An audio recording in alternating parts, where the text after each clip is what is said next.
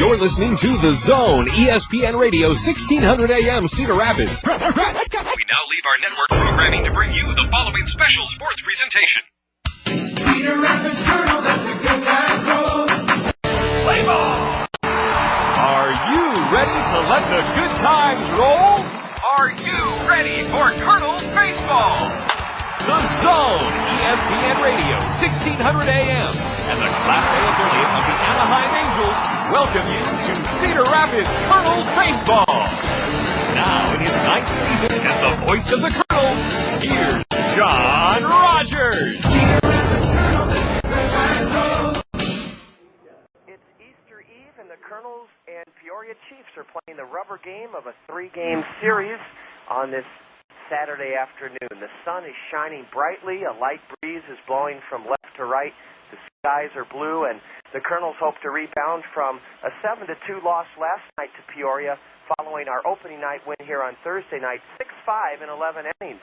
Last night's ballgame had a number of bright spots for the Kernels. One of them was the work of relief pitcher right-hander Jesse Smith. Jesse pitched 3 scoreless innings, fanned 4 Peoria batters, walked only 1, and his performance was, as I say, a real bright spot in the Kernel loss last evening. Jesse's standing by, and the Kernel right-handed reliever will join us next on the Dugout Interview. You're listening to Kernel Baseball on The Zone. Emergency hotline, can I help you? Yes, I need help. All right, sir, what's the problem? I can't taste my beer. I feel it in my mouth, but there's no taste. Okay, sir, this is what I want you to do. Put the bottle down and step away from the beer. Okay. Walk straight to the corner store and pick up a 6-pack of Miller Lite. Okay. Don't worry, it's going to be all right. Next time, try the light beer that actually tastes like beer. Great tasting, less filling, Miller Lite. Miller, good call. Miller Brewing Company, Fort Worth, Texas.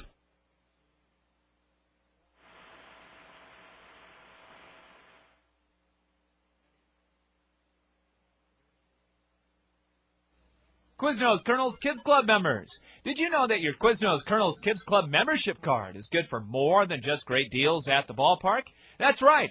By showing your Quiznos Kernels Kids Club membership card at any of the Cedar Rapids Quiznos, you'll receive a free small drink when you buy a Quiznos sub. That's a free small drink with the purchase of a Quiznos sub when you show your Quiznos Kernels Kids Club card. Quiznos, toasty.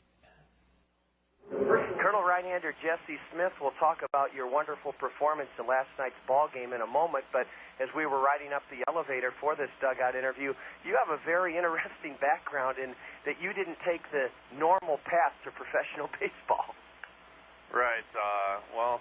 After high school, I went to junior college in Kansas, Barton County Community College. I got played there for a year. Didn't like it there, so I transferred to Iowa Western in Council Bluffs, Iowa. Played for 1 semester in the fall, and then I left and went and worked for a year and a half doing some construction work, and I decided about a year and a half later that I needed to do something different and give myself a chance to try to play professional baseball, because that's something I've always wanted to do.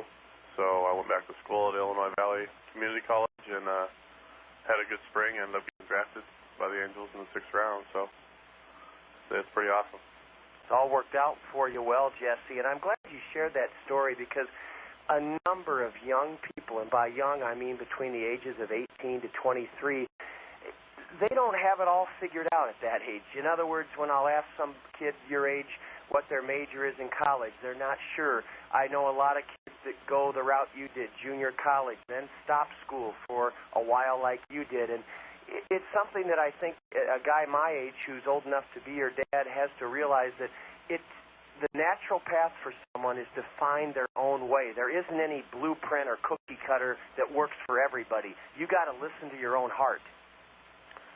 Yeah, I think the toughest part about the choice I made was I had opportunities to go to Division I schools, and I didn't have the grades out of high school. So that's why I went to junior college, and I was wanted to play professional baseball. But I struggled a little bit in school, so that was part of the reason I left. And I think by me working and having a real job working full-time helped me become a little more responsible and grow up a little bit. And so it's really helped me in professional baseball because, you're away from home a lot, and you have to live your life on your own a little bit more, and so I think that was probably the best thing I could have done. It's much better than playing baseball now. What I've learned in that year and a half than what I've learned here. So. Yeah, it's a high degree of appreciation for what you have. Jesse Smith, our dugout interview guest before this Easter Eve 5 o'clock start. And Jesse, working construction is not the easiest job there is. It's very satisfying because you can see the results of your work with your hands or your tools. But describe to our listeners what kind of things you did in construction that year and a half. Oh gosh, it was commercial construction, so I didn't build any houses or anything, but I did a little bit of everything, including pouring concrete, pushing a broom around, breaking down walls, brick walls, with a sledgehammer, cutting up concrete in the ground, taking it out, throwing it away, driving a bobcat, driving a forklift. That's hard hat work. Some of the stuff, I was digging ditches, digging a hole for a footing, working in many times, 8, 9, 10 degree weather in the morning, and yeah, it was definitely tough. I did pretty much whatever they wanted me to do. So whatever it was they asked me to do, I did it. And in this part of the country, we call that a laborer. Exactly, I was a general laborer. So. Jesse, the perception here in Iowa is, at least in the 40s, 50s, 60s, is the reason we have good athletics here is that a lot of guys grew up on a farm doing farm work. Can you compare a typical day working construction like you just did to an hour session in the weight room? Is it similar that construction work helps strengthen your body? It definitely helps strengthen your body, but a day of construction doesn't even come close to anything we do here, and it never will. You mean construction's a lot harder or a lot easier? It's way harder than playing baseball or working on the weight room. So you learned that lesson, too. When you put that hard hat on and go out for 8 or 10 hours in your steel-toed boots and with jackhammers and shovels and picks, and you're probably pretty beat at the end of the day. Oh, yeah. I had some pain in my wrist toward the end of some jobs, and it was just tough. It's tough on your body, on your hands, and I mean, I was in real good shape, so I didn't really have too many back problems, but it's your hands and your arms. I'll tell you what, I've done some maintenance/janitorial custodial work, Jesse, and you mentioned the back. I'd come home from work with a sore back, tired feet, and I'd even feel some soreness in my quads and knees. And I just think it's neat that you've had that a year and a half experience working construction, because it really brings to light the heroes of everyday life in America, which is the working women and men of this country. Man, they're the backbone of what we do.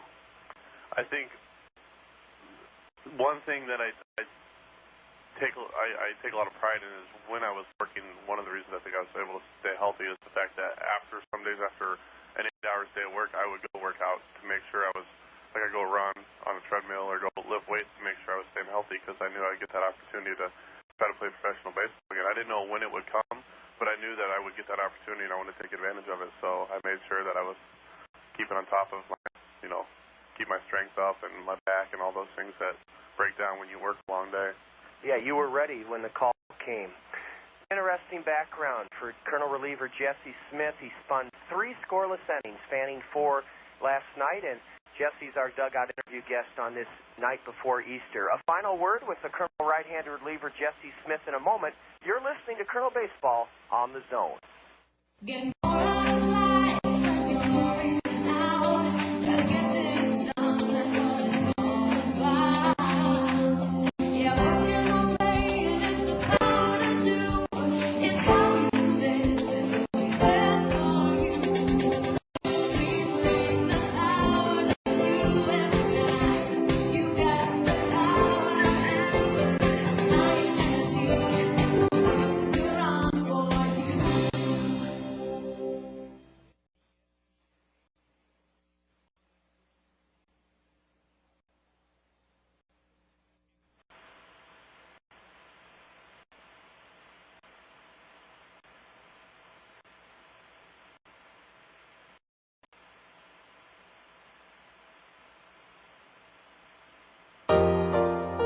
None of us can do anything about a bad day, but we can make certain nothing happens to all of our tomorrows. Take everything out of the hands of chance with a well-planned insurance program tailored specifically to your needs.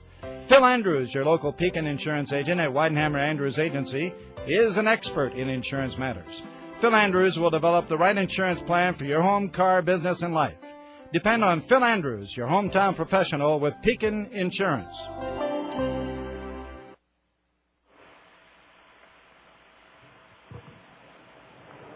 Jesse, I know our listeners would like to hear a little bit about junior college baseball, and you mentioned you wound up pitching your final year last year in the little town of Oglesby, Illinois, which is just north and east of Peoria, right off Interstate 80, on the way to Chicago from here.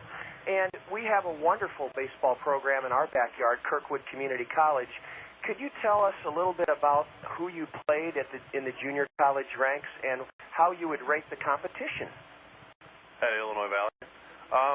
It was actually pretty competitive. It was a Division II, but the talent is probably just pretty close to Division I junior college. There's not a whole lot of difference. A lot of the schools we played were from Illinois, and there were some teams that weren't real good, but some of the better teams that I pitched against were real competitive. They had quite a few guys go to the Division I colleges, and they signed there. And it was playing there in Illinois. It was like it was here, so that's one thing I have going for me is the weather. I'm used to the weather, so there's not a whole lot you can really do to prepare yourself for it. Just do the best you can, get warm, and try to play the best you can, because there's cold weather. There's not a whole lot you can say about it. You proved that last night. Yeah, when he called on me to go get warm, I just was trying to, move around, get loose as quick as I could, and get my heart, get my blood flowing a little bit, get my heart pumping to get some blood going and see if I could get in and hopefully pitch well. And it seems like I did all right. So. Well, Jesse, thank you so much for this first getting to know you on the dugout interview. You did real well last night, and I can tell by your demeanor and your poise that you're going to be a real stalwart, not only on the diamond, but as a teammate to these other guys.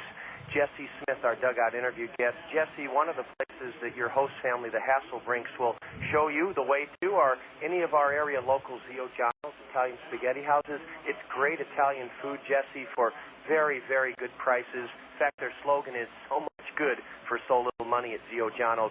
Please enjoy a $5 gift certificate from Zio Giono's. Jesse Smith, thank you so much. Thank you very much for having me. That's Jesse Smith, Colonel reliever, who was just sensational last night out of the bullpen, 3 scoreless innings. Well, rubber game of the opening series of the season is just ahead.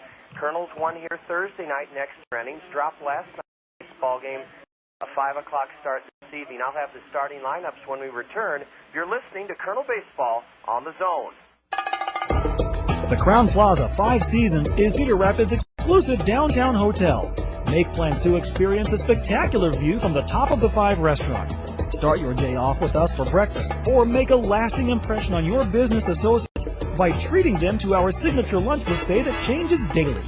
For any occasion, enjoy an elegant dinner or the Eddie Picard Jazz Trio in the city's only rooftop restaurant. The Crown Plaza 5 Seasons, top of the 5. Hey, corporate employees and union members too. Airport National 27-hole public golf course in Cedar Rapids has an unbelievable new corporate union season pass special for you. 2 people for $300, 4 people for $250, 10 people or more for only $200 each. Add a spouse for only $125 or just $50 for each child.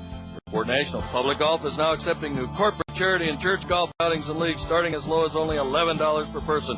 Holy sliced, Batman. Please visit us just 4 miles east of the Eastern Iowa Airport today. Before one of the holiest days of the year, Easter, it's Easter Eve, and the Kernels and Peoria Chiefs square off in the third and rubber game of a 3-game series on this opening series of the season. Good Saturday evening, good Saturday afternoon, Eastern Iowa. John Rogers, glad you're joining us as part of your Easter weekend here at the New Veterans Memorial Stadium, where the sun is shining brightly, not a cloud in the sky. It's cool. The temperature is in the low 50s and a breeze blowing from left to right. Let's set the starting lineups for the rubber game of this 3-game series. The Kernels winning in 11 on opening night 6-5 over Peoria, then Peoria handing the Kernels a 7-2 defeat last night. First for the Peoria Chiefs, Class A Midwest League affiliate of the St. Louis Cardinals, their skipper Joe Cunningham Jr. Leading off at second base for the 3rd time in this series, Mike McCoy. Sal Frisella is the designated hitter.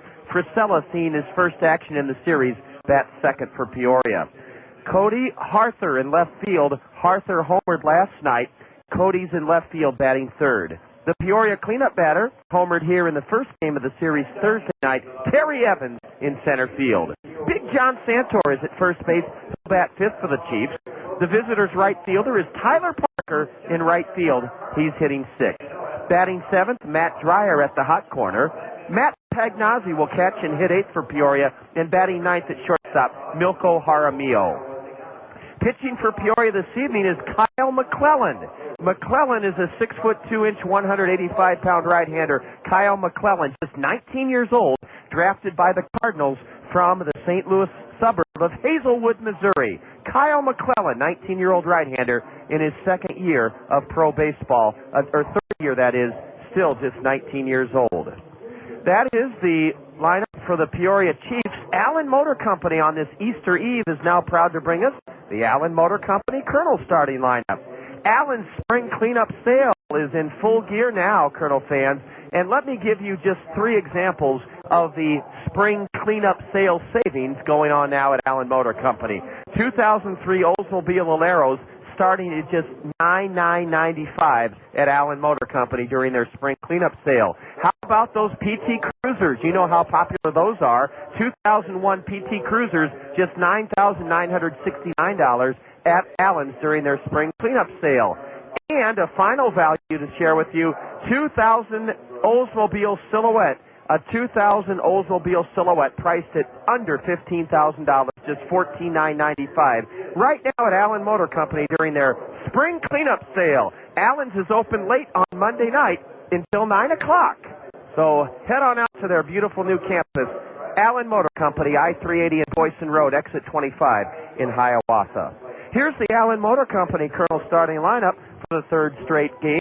Quan Cosby, the Kernel switch-hitting leadoff batter in center field. Howie Kendrick will bat second and play second base. He's looking for his first Kernel hit.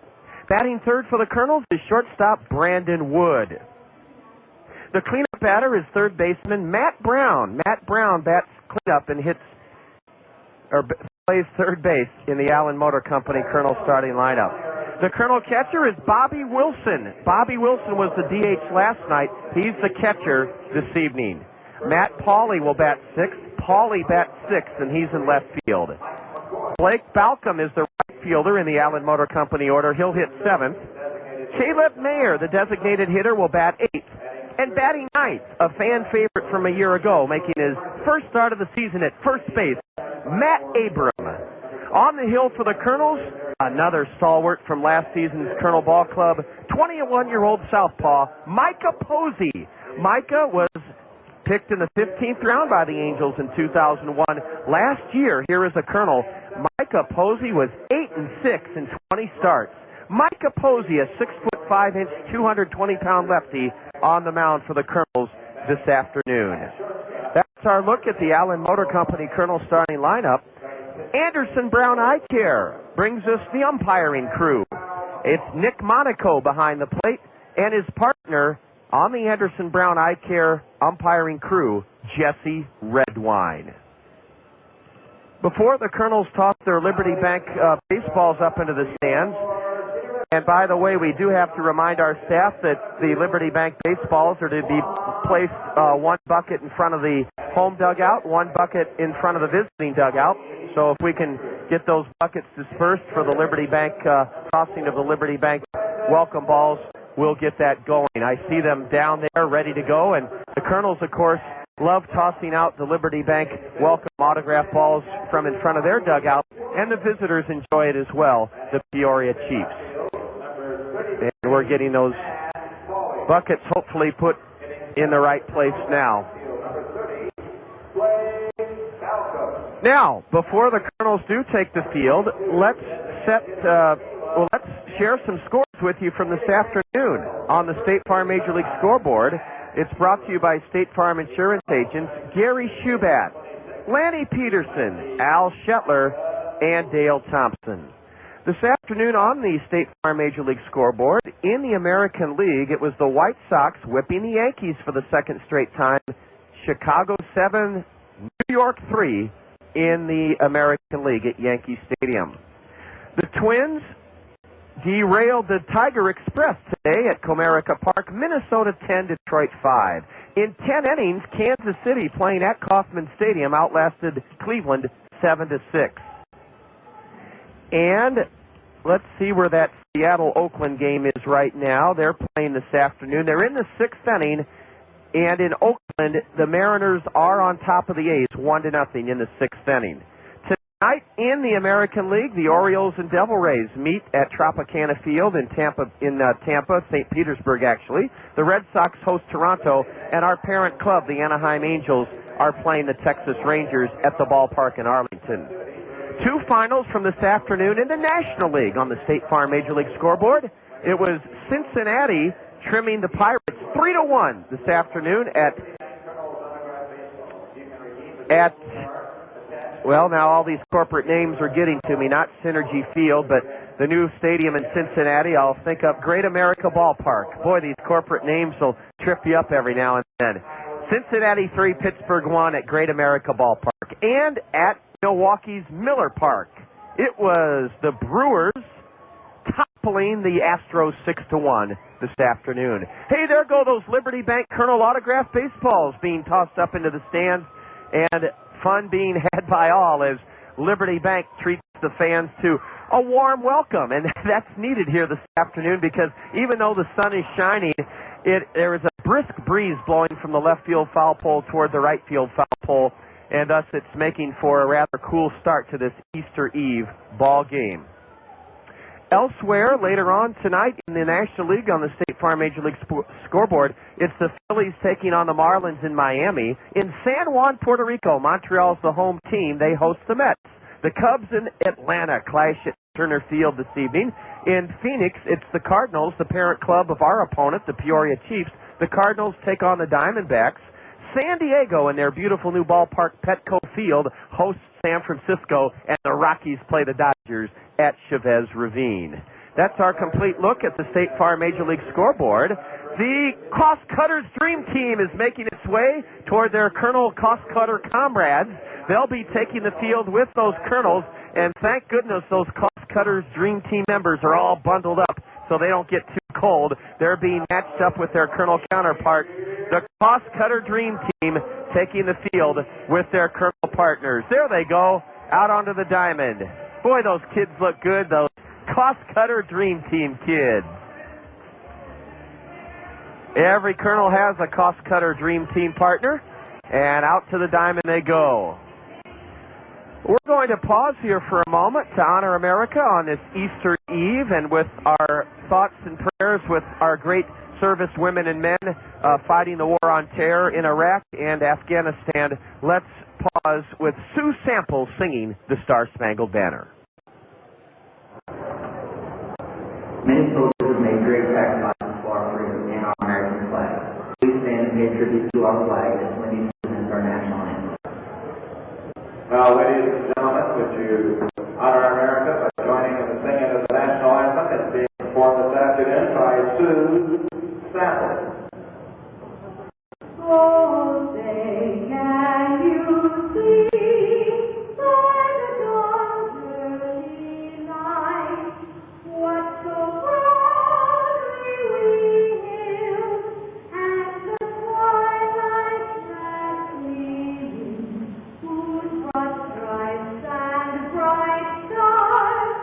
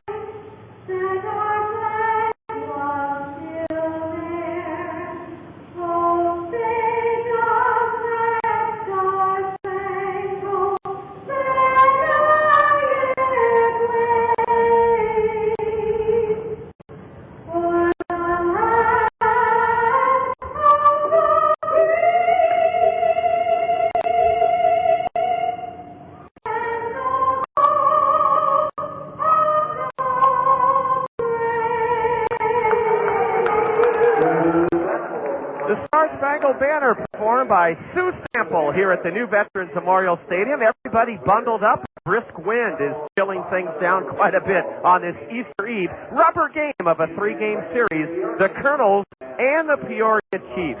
Deb Williams is our in-studio engineer. I'm John Rogers. We look forward to bringing you Kernel Baseball here on the Zone in a minute. You're listening to Kernel Baseball on the Zone.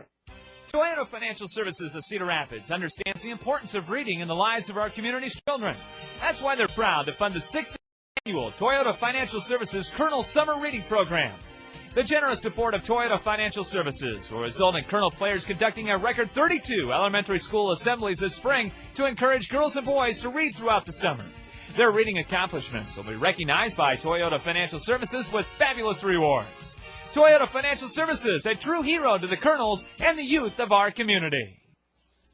Your Cedar Rapids and Marion Hy-Vees are proud to support one of our community's most renowned and cherished assets, the Cedar Rapids Kernels. Your Cedar Rapids and Marion Hy-Vees believe in the core values that comprise the essence of Kernel baseball: fun, wholesome, affordable entertainment for us all. As you look ahead to the many joys of summer, your Cedar Rapids and Marion Hy-Vees encourage you to visit the fabulous new Veterans Memorial Stadium. Your Cedar Rapids and Marion Hy-Vees, embracing Kernel baseball, a community treasure.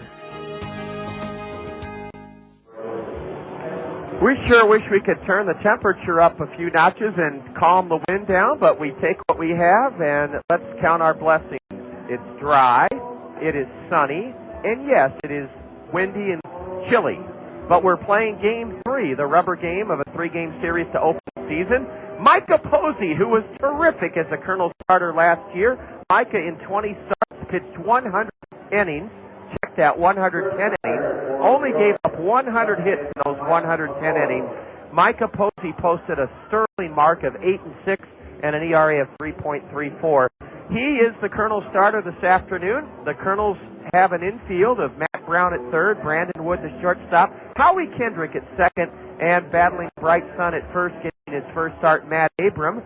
Bobby Wilson's the catcher. The game's first pitch to Mike McCoy is swung on and fouled, ripped to the screen, strike one. We're underway on this chilly Easter Eve. An outfield of Matt Pauley, Quan Cosby, and Blake Balcom for the Kernels, who are in their white home uniforms with red sleeves, navy blue caps, red bills. Mike is 0-1, is grounded to third on one hop. Matt Brown backhands and shoots it across for the out. Mike McCoy has chopped out to third. Matt Brown had to come in on the grass and backhand that one hopper and got Mike McCoy, who was 2 for 4 last night. He started the chief 4-run 5th inning with a little infield single, but Micah Posey has gotten Mike McCoy to start this evening, this afternoon's game. First look at Sal Frisella in this series. Sal went to SIU Carbondale, right-handed hitter, and strike one is in on the outside corner, a fastball from the Kernel lefty Micah Posey to Sal Frisella, Frisella. Right-handed hitter. Ball one is upstairs. Sal Frisella, a baseball name back in the late 60s. The Mets had a relief pitcher named Danny Frisella. The 1-1 from Micah is a fastball inside. 2-1 to the DH Sal Frisella. On deck is Cody Harther, and we apologize to Cody's grandparents. We know they're here this afternoon, and we've been mispronouncing Cody's last name. It's Cody Harther. We better get his name right. He slugged a home run last night. And thanks to the Harthers, the grandparents were giving them a wave down below for letting us know how to pronounce Cody's name correctly. A strike on the inside corner. Now a 2-2 pitch is lofted foul way down the right field line by Sal Frisella. One out, nobody on, top of the first inning. Kernels and Chiefs on Easter Eve. Another 2-2 for Micah. Strike three call, the fastball, right down the heart of the plate. Sal Frisella knew it. He was heading towards the Chiefs' third base dugout before Nick Monaco punched him out.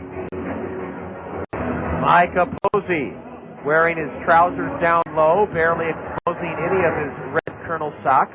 Micah's wearing a long-sleeve red shirt underneath his bright white Kernel home jersey. his first pitch to Cody Harther is a strike call and a beautiful breaking pitch. Boy, it was fun to see those Cutters Dream Teamers all bundled up in their jackets, trotting out onto the field for the national anthem with the Kernels. Harther hammers one into the net foul. He's in the hole 0-2. Micah Posey challenged him with a fastball, and he's ahead. Cody Harther, a left-handed batter, wide stance. He almost fills the entire batter's box. He corks one into center in front of Quan Cosby for a 2-out single. Quan gets it back into the cutoff man, Howie Kendrick, at the edge of the apron. And Cody Harther, on a 0-2 pitch, drilled it into center for a 2-out single for the Chiefs. Peoria has jumped out ahead in both the first two games of this series. Terry Evans was held in check last night. The right-handed hitting leadoff batter was 0 for 4 with a walk.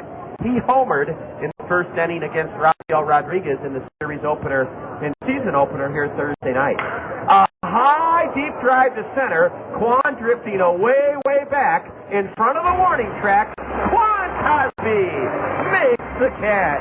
Terry Evans hit it into the teeth of a wind, and it still carried way back into deep center, but Quan, with his glasses down, had it measured. A base hit with 2 outs, but no damage by Peoria. And after 1/2 inning, it's the Chiefs nothing, the Kernels coming to bat. You're listening to Kernel Baseball on the Zone.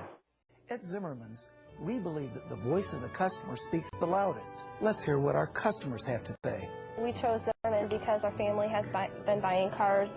I guess we're probably the 3rd generation to buy cars here at Zimmerman's. My family's bought 18 cars at Zimmerman's. 18. I ought to get a little bonus or something, wouldn't it? We build our reputation on one satisfied customer at a time. On behalf of everyone at Zimmerman's, I want to thank you for your business. The spring planting season's finally arrived. Time for a visit to Peck's Flower and Garden Center. See what's new and beautiful for the new growing season at Peck's. The professional staff at Peck's has been getting ready for spring. Peck's plants are growing beautifully and their flowers are blooming brightly, ready for your selection. Stroll through Peck's Florist Shop, greenhouse, and acres of healthy plants and flowers and choose yours. The experts at Peck's will add all the free advice to make your plants grow their best. New and larger selections of home, garden, and landscape accents are displayed for you to choose from. Now's the time to plan for new landscapes. Call Peck's experts for a professional landscape estimate. Peck's has been growing in the Cedar Rapids area since 1956. Peck's Flower Shop and Garden Center at the corner of Blair's Ferry and Edgewood Roads, Northeast.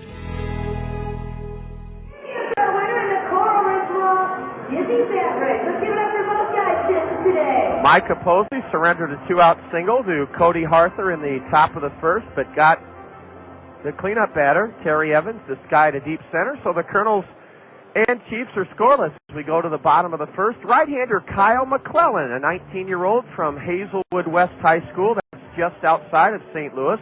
What a thrill for him as a 19-year-old to be pitching in his 3rd season as a Cardinal farmhand. Last season, in 12 starts with Johnson City in the Appalachian League, this right-hander Kyle McClellan posted a 3-6 record, a 3.99 ERA. He surrendered 74 hits in 68 innings, struck out 44 batters in 68 frames, walked 16. The league, the Appalachian League, in 12 starts hit .269 against 19-year-old right-hander Kyle McClellan. Quan Cosby grounded out to second base not once, twice, or 3 times, but 4 times last night. Quan, a switch-hitting center fielder, first up to face Kyle McClellan, and already cheating in on the grass at third for Peoria's Matt Dreyer. Quan ready for the first delivery, and it's a curve low, ball 1. Peoria has navy blue jerseys, gray trousers, navy blue socks, and navy blue caps. And then they have gold piping on their navy blue jerseys and gold letters. Cosby backs away from a slider, low and in, ball 2. Quan had 2 hits in the series opener Thursday night. The 2-0. Strike 1, a slider on the outside corner. Sun is shining brightly. Wind is blowing briskly from left to right. 400 to dead center here in the new Veterans Memorial Stadium. Cosby looks at a curve just low apparently. Ball 3. Quan ahead 3-1. The Chief outfield plays Quan, the switch hitter batting left to hit the other way. The 3-1 from McClellan. Drops in a curveball for strike 2. Now the count's full. Bobby Magallanes, the Colonel skipper, coaches at third, and the Colonel batting coach, Justin Bachman at first. Justin has on a red stocking cap. Payoff delivery. Looped into shallow right. In comes Tyler Parker. He's there and has it. Quan Cosby hit a soft, lazy fly ball into shallow right. And Tyler Parker, battling a bright sun field, made the grab. 1 gone in the Colonel first inning for Howie Kendrick. Howie's looking for his first hit as a Colonel. He hit a impressive .368 a year ago with Provo. Howie Kendrick from St. John's River Community College in Florida is just 20 years old. A slider nips the outside edge from McClellan for strike 1. It's a tough spot for each side's batters now. They're in shadows and the pitcher is in bright sunshine. The entire mound, as ball 1 is high to Kendrick, the entire mound is in bright sunshine, but the entire batting circle is in shade. Howie Kendrick punches one into the screen above the Colonel, or near the Colonel first base dugout for strike 2. Lots of folks here bundled up as though they're watching a football game rather than a baseball contest. The 1-2 to Kendrick. Swing and a miss, a slider. Howie down on strikes. 2 gone in the Colonel first. Here's the shortstop. Right-handed hitting Brandon Wood. Brandon 0 for 2 last night, was hit by a pitch and walked. He's 2 for 6 in the series. Brandon from Horizon High School in Scottsdale, Arizona. 23rd player taken in last year's draft. First pick of the Angels, 19-year-old Brandon Wood, the shortstop. 6'3", 185. A steady diet of breaking pitches from Kyle McClellan, and this one is at the knees for strike 1 called. McClellan working quickly. So 0-1. Brandon takes it in the dirt for a ball. The catcher for Peoria for the 3rd straight game is Matt Pagnazzi. An infield left to right for the Chiefs, Matt Dreyer at 3rd, Milko Jaramillo the shortstop, Mike McCoy at 2nd, and John Santor at 1st. Swinging at a 1-1 pitch and popping it over the backstop foul is Brandon Wood. He's down in the count 1-2. The outfield straightaway, Cody Harther in left, Terry Evans in center, and Tyler Parker in right. Brandon takes a curve in the dirt, and the count is even. 2 balls, 2 strikes. The Tigers were defeated today at Comerica Park. The Twins toppled Detroit 10-5. The White Sox beat the Yankees 7-3 in the Bronx. A line shot past the third baseman is a base hit for Brandon Wood. Cody Harther retrieves it and heaves it back into the shortstop. Brandon Wood ripped a single past the third baseman, Matt Dreyer. It came with 2 out, and it brings Chad Brown to the plate. Another final from this afternoon in the American League on the State Farm Major League scoreboard. 10-inning triumph for the Royals at Kauffman Stadium, 7-6 in 10 over Cleveland. In the National League, Cincinnati 3, the Pirates 1 at Great America Ballpark. And the Brewers bounced back from a thrashing last night. It was Milwaukee throttling the Astros 6-1 at Miller Park this afternoon. Right-handed hitting cleanup batter Matt Brown. Brown's 1 to second. Mike McCoy has it and makes the force himself. Matt Brown, first pitch swinging. Brown's out to the second baseman, forced out of Brandon Wood, 4 unassisted, and that ends the Colonel first inning. We go to the top of the second. It's the Colonels and Chiefs scoreless. You're listening to Colonel Baseball on the Zone. The doctors, the nurses, the thermometers, the blood pressure cuffs, the cotton swabs, yes, even the waiting room magazines. Everything at Mercy Care North is moving. The new location will be the Mercy Health Plaza on Council Street Northeast between Collins Road and Blair's Ferry Road. Our last day at the old Mercy Care North location will be September 10th. So beginning at 7:30 a.m. on Friday, September 12th, we'll be treating everyday illnesses and minor injuries in our new facility on Council Street. Patients will experience new technology, a new on-site pharmacy, and best of all, easier access and parking. Remember, on September 12th, Mercy Care North is moving to the new Mercy Health Plaza on Council Street Northeast. We know in your busy life, needing a doctor never comes at a good time. But when you do, we're making it easier and more convenient for you. That's real life. That's the Mercy Touch. Hey, corporate employees and union members too, Airport National 27 Public Golf Course in Cedar Rapids has an unbelievable new corporate union season pass special for you. 2 people for $300, 4 people for $250, 10 people or more for only $200 each.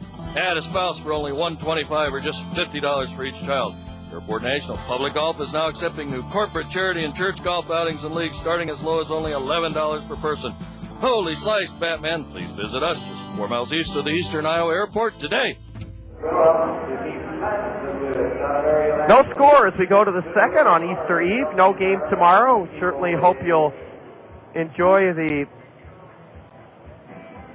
holy time and the religious reflection that we all do with our places of worship, and then enjoy loving time with your family and friends on Easter tomorrow. We open a 4-game series Monday night, 1st of 4 against the Clinton Lumber Kings. I'll tell you more in a moment. First things first, Mike Posey delivers a strike called on the outside corner to John Santor. Santor, the number 5 hitter in the chief order, had a big year with Peoria last year. 9 homers, 71 runs driven in. A changeup dips low, and it's 1-1 to Big John Santor, a New York Penn All-Star in 2002 with the New Jersey Cardinals, and a full season under his belt last year with Peoria. 1-1 is a check swing looper to Howie Kendrick. The second baseman one-hands it, 1 gone in the Peoria second inning. John Santor checked his swing, not in time, and hit a humpback liner to the Colonel second baseman. Monday night, 6:30 start. Tuesday night, 6:30. Wednesday night, 6:30. And Thursday night, 6:30. All 4 games against the Class A Midwest League affiliate of the Texas Rangers, the Clinton Lumber Kings, right here in the new Veterans Memorial Stadium. Fastball inside to Tyler Parker, right-handed hitting right fielder, for ball 1. Tyler stands straight away from the right side and takes a curve for a strike. Parker broke the game open last night in the 5th inning with a 3-run homer just over the Randy Keel Confidence Picnic Pavilion in left. Micah paints the outside corner for steer right 2 called. Posey ahead 1-2. Micah has such a smooth, fluid, almost effortless delivery. Fastball is down and in, and it evens the count to Parker. 2-2. The Kernels have been out homered in this series, 3-0. But the series is tied, a game apiece. Swing and a foul into the backstop, and the count remains even. 2-2 to Tyler Parker. Nobody on, 1 out. Chiefs batting in the top of the second inning. No score. Micah into his windup and brings it home. Strike 3 called, a curveball. Micah Posey gets Tyler Parker looking on a beautiful Uncle Charlie on the outside corner at the knees. And Micah is rolling along here in the early going. Pitching, and I emphasize the word pitching rather than throwing, pitching with a lot of confidence. Had the real privilege of meeting Micah's family here last year, his dad, his grandfather, and his little brother, Major. Strike at the knees, a fastball into Matt Dreyer. Dreyer is from the Independent League ranks. He played with Somerset in the Atlantic League last year, right-handed batter. Black lacquer bat, and a pitch is delivered high, just high. A fastball to even the count 1-1 to Matt Dreyer. 1 for 3 last night, doubled and scored in Peoria's 2-run second inning. Now Matt Dreyer grounds 1 to third. Matt Brown takes a nice charity hop and wings it over to the first for the out. Down in order go the Chiefs. Matt Brown throws out Matt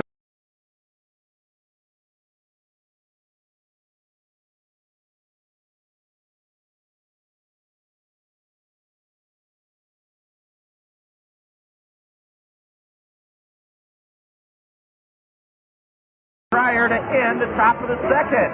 And after an inning and a half on Easter Eve, the Kernels in Peoria no score. You're listening to Kernel Baseball on The Zone. Saturday morning. It's over easy as Scott Unash dishes up the Hy-Vee Coaches Corner here on The Zone. It's a hearty helping of local sports coverage from the Metro and beyond. All the latest prep news, the way only Scott can serve it up, cooked up live from this week's featured Cedar Rapids Marion Hy-Vee Kitchen. Get your Saturday breakfast special by tuning in to the Hy-Vee Coaches Corner, live from the Hy-Vee Kitchen at 4035 Mount Vernon Road Southeast. Only here on The Zone. The way to pocket important savings is to take advantage of Chevron motor oils and lubricants from the Otson Oil Company, your local Chevron oil distributor. Chevron lubricants are made from higher quality base oils for better performance, and that means longer life for your engine. Contact the Otson Oil Company in Cedar Rapids for details on how you can save time and money with Chevron lubricants. The Otson Oil Company, serving Iowa with quality lubricants since 1933. Visit Otson Oil Company at www.otson.com. Whether you're a serious athlete or a weekend warrior, injuries can take you out of your game. Smart athletes know that Physiotherapy Associates in Cedar Rapids are the experts in the treatment and prevention of sport-related injuries. Our expert staff serves the metro and surrounding area high school athletes.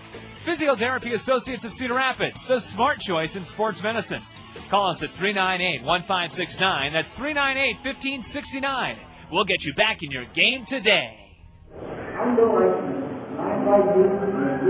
Nothing is Kyle McClellan, M-C-C-L-E-L-L-A-N, will face Bobby Wilson, Matt Pauley, and Blake Falcom in the bottom of the second inning. The Kernels and Chiefs clash in the rubber game of this three-game series. Hey, when our four-game series opens Monday night, Monday through Thursday against Clinton, remember the first two nights, Quiznos Kids Club nights. That means you Quiznos Kids Club members show your membership card and receive $1 off admission for Monday night or Tuesday night's game of this next week. You can join the Quiznos Kids Club by visiting the Bim Ritter Diamond Shop here at the new Veterans Memorial Stadium or by logging on to Kernels.com, www.Kernels, Kernels.com. Bobby Wilson is the first up. Bobby is a 21-year-old right-handed hitting catcher. He was the DH last night. He's getting his first start behind the dish this afternoon, and Bobby's set to go. So's McClellan. Wilson takes low, ball one. Bobby was 1 for 3 last night. Doubled and scored in the second inning to cut the Chief lead in half, 2-1. Bobby Wilson holds the stick right down on the end and checks his swing in time. A fastball below the knees, ball 2. Bobby's 6 feet tall, 205 pounds, from St. Petersburg Junior College in Florida. And he muscles one off the end of the bat, rolling it foul outside third for strike one. Bobby Wilson steps out. Man, he looks like a catcher. He is muscular, strong, and solid as a rock. He taps one to shallow third. Tough play for Matt Dreyer. He gloves and throws in time. Matt Dreyer had to charge in, and he took that ground ball near the side of the mound, and with his feet moving towards the first base line, whipped the throw just in time to get Bobby Wilson. Bobby, hustling down the third base line, was thrown out by half a step by the third baseman. One out in the Kernel second. Matt Pauley, the batter, P-A-L-I. Matt from that esteemed program down in the southern Florida, Miami area, Florida Atlantic. Pauley, high fly ball over the Papa John's Plaza down the right field line. Strike one. Remember a couple of years ago where the Kernels had 4 or 5 players from that Florida Atlantic team that won something like 50 games in a row? Matt at the plate and takes high, ball one. We had Zach Roper and Ryan Whippy and Bobby, I can't remember, Bobby Jackson, I think, a pitcher. Danny Jackson. A slider inside, and it's ball 2 to Matt Pauley. Left-handed hitting outfielder. A slider is inside, and Matt Pauley is ahead 3-1. Matt didn't play in last night's Peoria victory. He was 1 for 2 here with a pair of walks. A 2-out, 2-run double in the 6th inning. Thursday night tied the game at 4. Pauly pops one foul onto the grandstand roof behind home plate. Count full to the Colonel left fielder Matt Pauly. .327 hitter last year with the Provo Angels. Had 8 homers, 43 RBIs with Provo in 64 games. Big gap in right center for the Colonel left-handed hitter. The payoff. Ripped foul pass first into the Colonel bullpen. We mentioned earlier that the pitcher's mound is in bright sunshine, and that is just about ending here in the third or bottom of the second. McClellan now wants a word with his battery mate Matt Pagnozzi. Half the pitching mound now is enveloped by the shadow cast by the third base grandstand roof, so things will turn in favor of the hitters very shortly, or at least even up. I don't know if the hitter ever has an advantage over the pitcher, but at least the release point won't be coming from bright sunshine to shadows too much longer.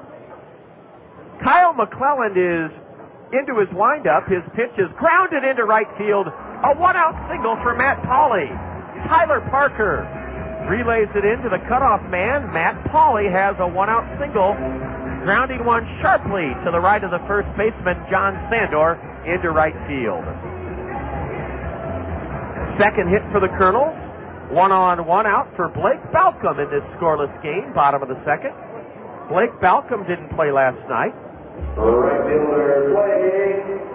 Blake in the Colonel victory Thursday night in the series opener, 1 for 4, drew a leadoff walk and scored the game-winning run in the 11th inning. Blake Balcom, a Florida State Seminole.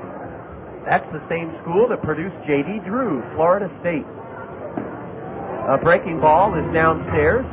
Ball 1 to Blake Balcom, B-A-L-K-C-O-M. Right-handed batter.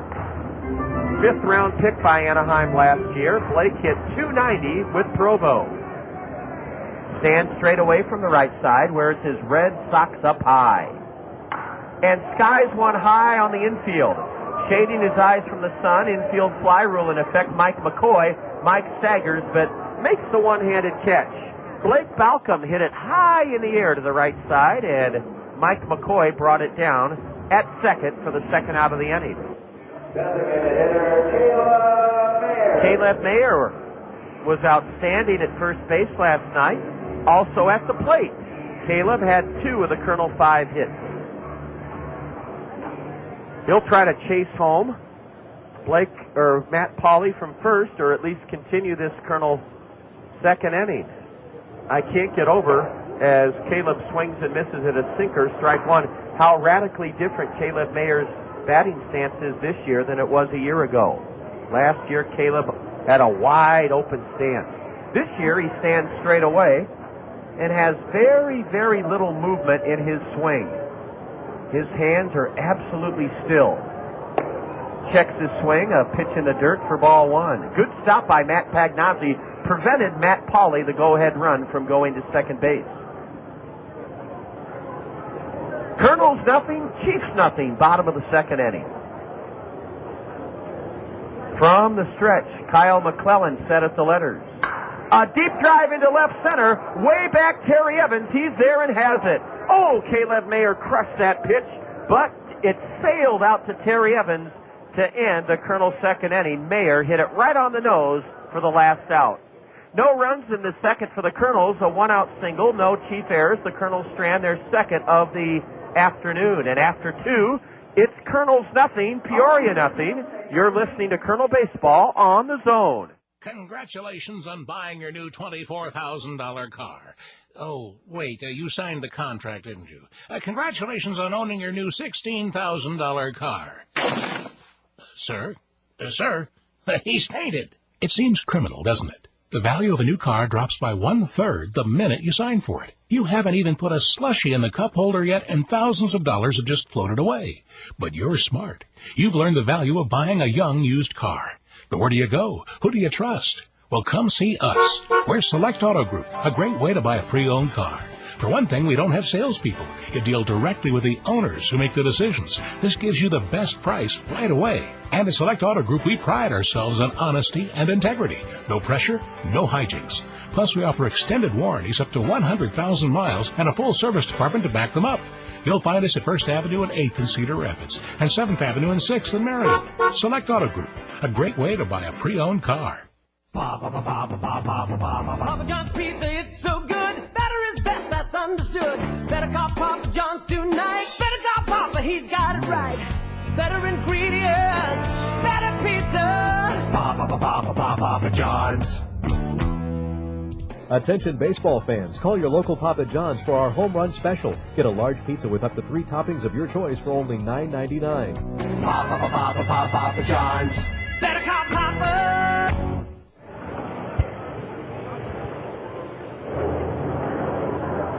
Kernels have 2 hits. The Chiefs 1 through 2 innings. No score. Matt Pagnozzi stands in from the right side and looks at a pitch low and in from Colonel lefty Micah Posey. Matt Pagnozzi's had a terrific series at the plate, 3 for 9. 1-0 is up and away for ball 2. Matt doubled in a run and scored in the 2-run Chiefs second last night. Matt Pagnozzi, the catcher and number 8 hitter for the Chiefs. Leading off here in the top of the 3rd inning. Posey's 2-0 is low and away, ball 3, a changeup. Bright sunshine drenching the fans in the aluminum bench, aluminum back, plaza section down the right field line. A 3-0 is a strike on the outside corner. A handful of folks with blankets and comforters enjoying the game on the grass slope seating berm in left. Now the count's full as Pagnozzi bloops one foul off to the right. Micah Posey surrendered a 2-out single to Cody Harther in the 1st inning, and then he set Peoria down in order easily in the 2nd inning. What a gorgeous view of the Cedar Rapids skyline here on this Easter Eve. Oh, ball 4 just missed. Out at first, strike 3 rather. Not out at first, strike 3. It was the first base umpire, Jesse Redwine, who punched out Matt Pagnozzi, and Matt didn't argue. That's a strikeout swinging. A 3-2 pitch from Micah Posey was high and outside, but Matt Pagnozzi could not lay off, according to the base umpire, and he's down on strikes. 5 in a row retired by Micah Posey, and that's his 3rd strikeout of the evening. Nobody on, 1 out for Milko Jaramillo. This guy is dangerous for a number 9 hitter. He takes upstairs for a ball. Milko is 2 for 4 in this series. He hammered a ground ball run-scoring single into right field in the 2nd inning last night. Ground ball up the middle, that's a base hit. Milko Jaramillo, his 3rd hit of the series. Boy, the guy's been playing since 1997, so you would expect him to flourish here in the Midwest League, having been around that long. He broke in with the Dominican League Dodgers back in 1997, and he may be running. Milko Jaramillo may be running. He stole 7 bases in 96 games for Peoria last year. Hit and run may be on. Mike McCoy grounded to 3rd baseman Matt Brown to start this game. A changeup missed just outside. Mike McCoy faked a bunt and took a ball. McCoy steps out and watches a battery of signals being flashed by his skipper at 3rd, Joe Cunningham Jr., who's wearing a dark navy blue jacket with red sleeves.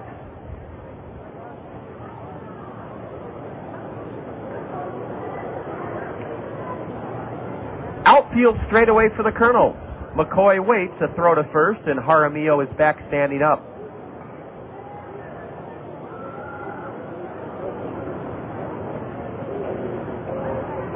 I'm going to take what is a bit of a tough weather condition here today and turn it into a positive. There goes the runner, a pitch low, the throw to second, runner gone by 5 feet. Out at second. Howie Kendrick put the tag.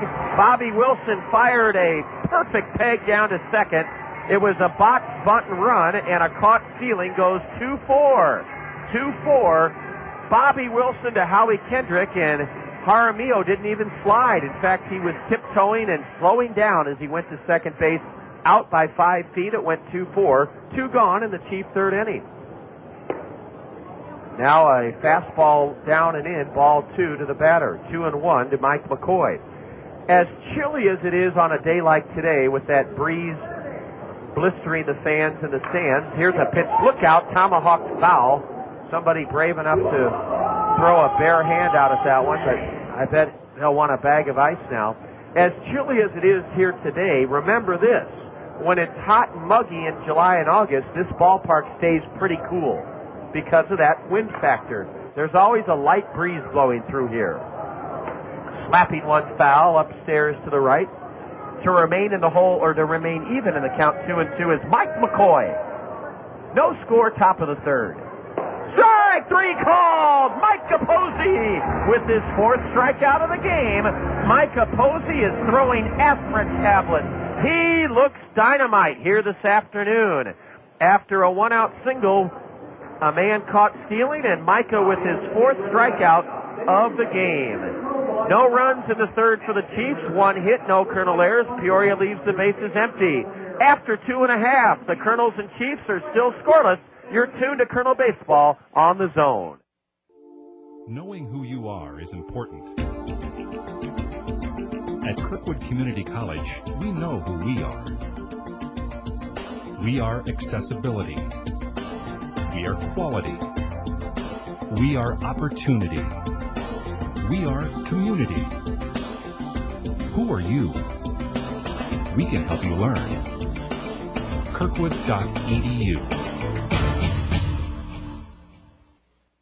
Kernels fans, your Cedar Rapids Taco Bell restaurants have something new for you to cheer about this season. A Taco Bell 10 spot. When the Kernels score 10 or more runs in any game this season, you'll score beef tacos for just 39 cents the very next day at any Cedar Rapids Taco Bell. That's a savings of 50 cents per taco. Limit 10 per customer. Remember, when the Kernels put up a Taco Bell 10 spot by plating 10 or more runs in any game, you get up to 10 39-cent beef tacos the very next day at any Cedar Rapids Taco Bell.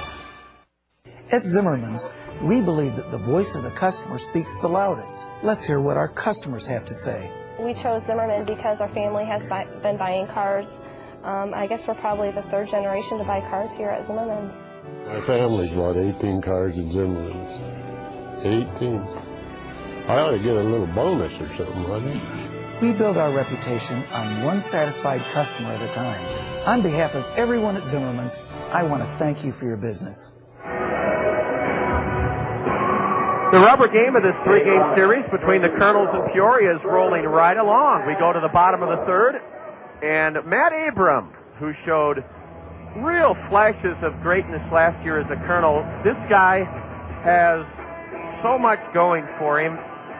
He was a Minnesota Twin property when he was first drafted out of the University of Arizona. The Twins released him after he played for the Quad City River Bandits in 2002. As a Kernel last year, Matt hit 197 with 7 home runs.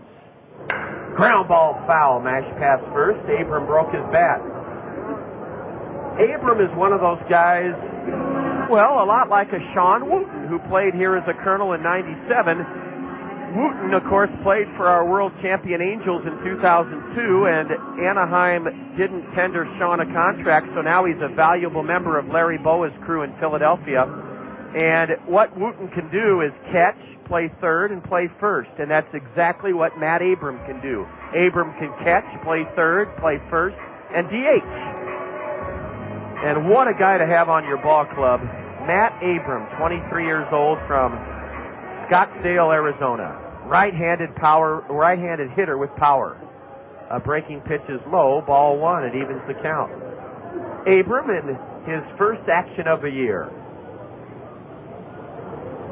McClellan's 1-1. Fastball, swing and a miss for strike 2. That pitch was low and inside, and Abram came up empty. Top of the order, Juan Cosby on deck for the Kernels. Matt nubs one foul off the end of the bat to the Kernel first base dugout railing. Yes, that sun is shining brightly on the plaza section down the right field line. Uh-oh, Ron Klein is asking for the lights to be on. He has no authority to do that. Ron Klein, the Kernel equipment manager, ordering the lights to be turned on. That's the umpire's call. I don't know how Ron Klein can give the signal for the lights to be on. Now he's pointing to the plate umpire, Nick Monaco. A curve to Abram is low. Now a fastball. Strike 3 called. Matt Abram is called out on strikes. That's the second strikeout for right-hander Kyle McClellan. Well, I did not see the plate umpire, Nick Monaco's signal for the lights to be turned on. Ron Klein, the Kernel equipment manager, Rhodey, did signal for the lights to come on, and I don't think he has that authority. I don't think he has that authority to call for the lights. The batter is Quan Cosby. He golfed one in the air and was retired on a fly ball to right. His first time up. Ball 1 is inside and high to the Kernel leadoff man, Quan Cosby. Slightly open stance, left-handed side. Ball 2 is upstairs. Cheating it on the grass at third is Matt Dreyer. Dreyer putting his back throwing hand, his right hand in the back of his trousers, that pocket to keep it warm. Keep that hand warm. Now he blows hot air onto it. An Uncle Charlie, and the deuce is in there for a strike call. 2-1 to Quan. Our good friend Kirby from the Cedar Rapids Solid Waste and Recycling Department is waiting down below to show us what to use the Yardie for. Quan bunts, and he bunts foul at the feet of the catcher, Matt Pagnozzi. That evens the count 2-2. 1 out, nobody on for the Kernels. Home half of the third, no score.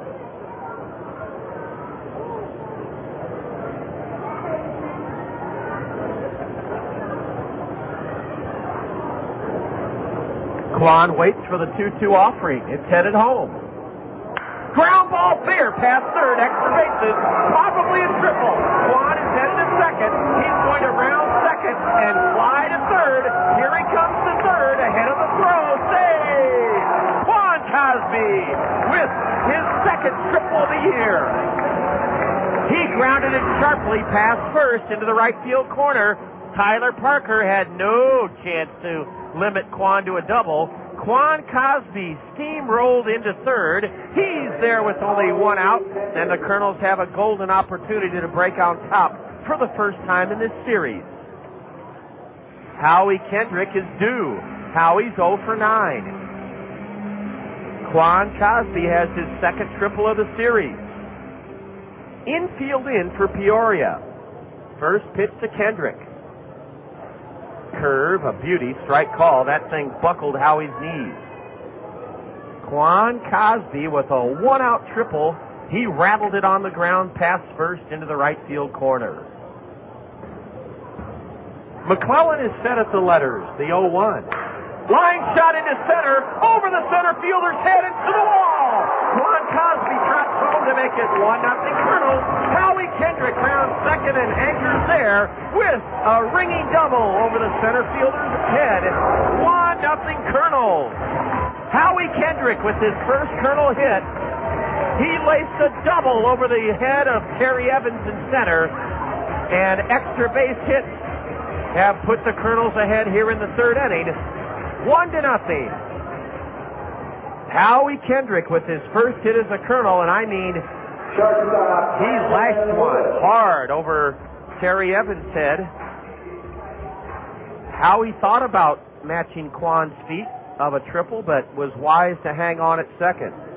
1-0 Kernels, the batter Brandon Wood. A curve is in there for a strike.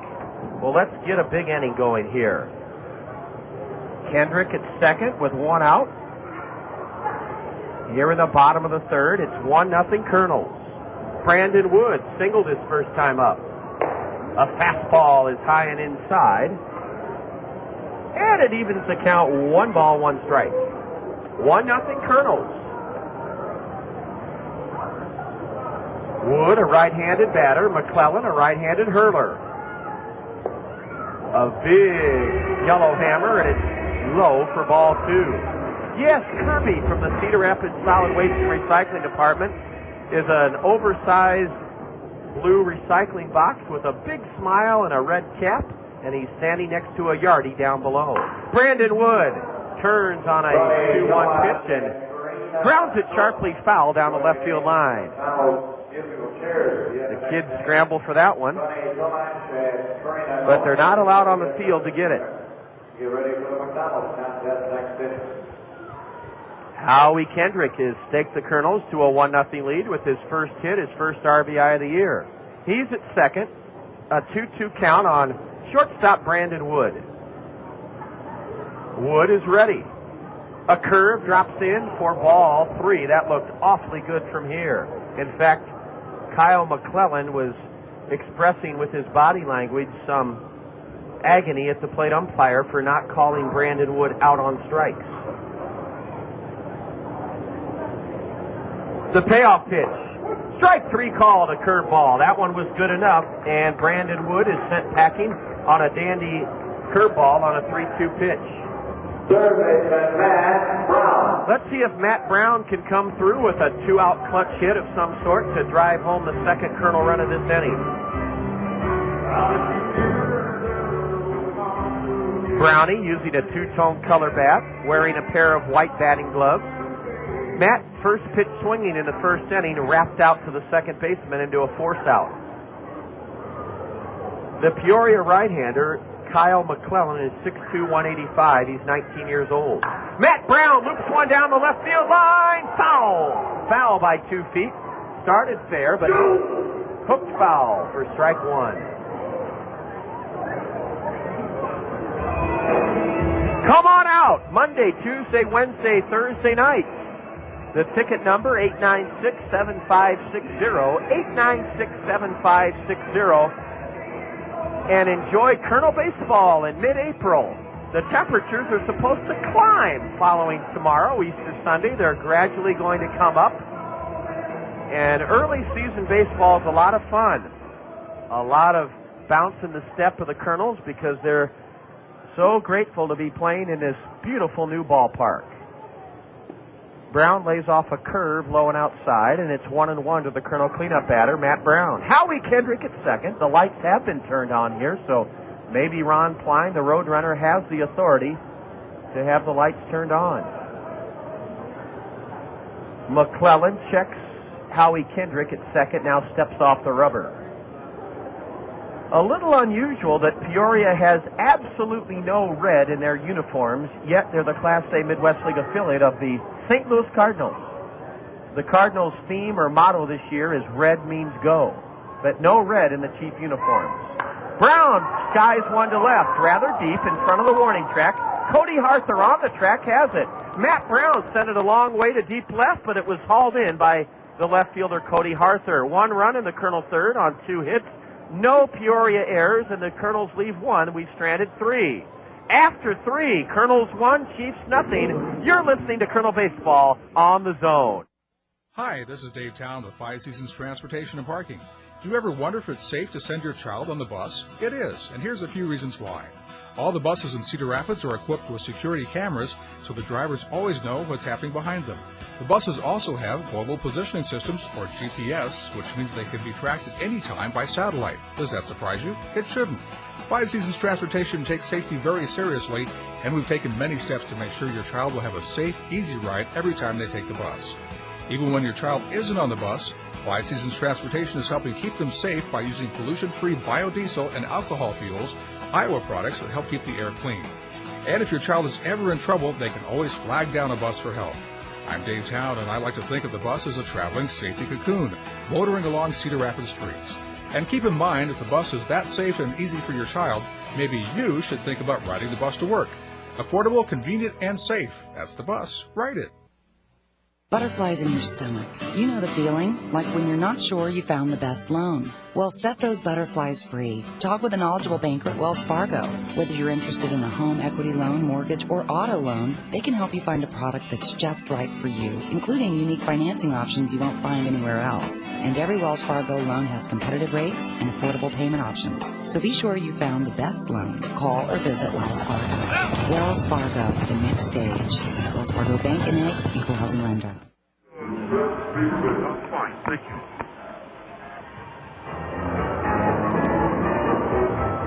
Micah Posey has been terrific through 3 innings. The Kernels have out-hit Peoria 4-2, lead the Chiefs 1-0. And Micah will take on the numbers 2, 3, and 4 men in the chief order. A one-out triple by Quan Cosby, followed by Howie Kendrick's first hit of the year. A booming double over the center fielder's head has given the Kernels an early lead. Sal Frisella struck out looking his first time up. Ball one misses in the dirt to the chief right-handed hitting designated hitter. Frisella hit .337 last year with Johnson City. Boy, that's some season. .337 in his rookie year. Micah misses away with a changeup. It's 2-0. Sal Frisella is from the St. Louis area and went to Southern Illinois University in Carbondale, Illinois. The Salukis. Ball 3 high and away from the Colonel lefty.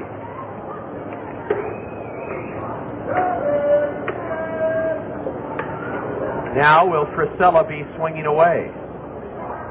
No, ball 4 is high. Micah Posey has issued his first walk of the game. The leadoff man is aboard. And now a dangerous hitter, Cody Harther. Harther has just mauled Colonel pitching this series. He singled with 2 out in the first inning this afternoon. It was his 4th hit of the series. Cody Harther is 4 for 10 with a triple and a home run. Maybe we can get him on a double play. Throw to first and back safely is Sal Frisella. 1-0 Colonels, top of the 4th inning.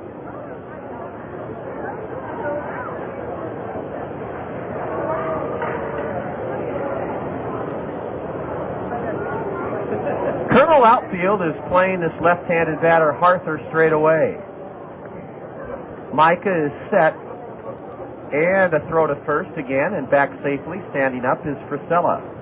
Halo happenings. Friday results from around the Anaheim Angel organization. 1997 Colonel Ramon Ortiz roughed up in a Angel 12-4 loss last night in Texas. A strike on the outside corner to Harther, 0-1. Ramon tagged for 9 hits and 7 runs in 2 2/3 innings.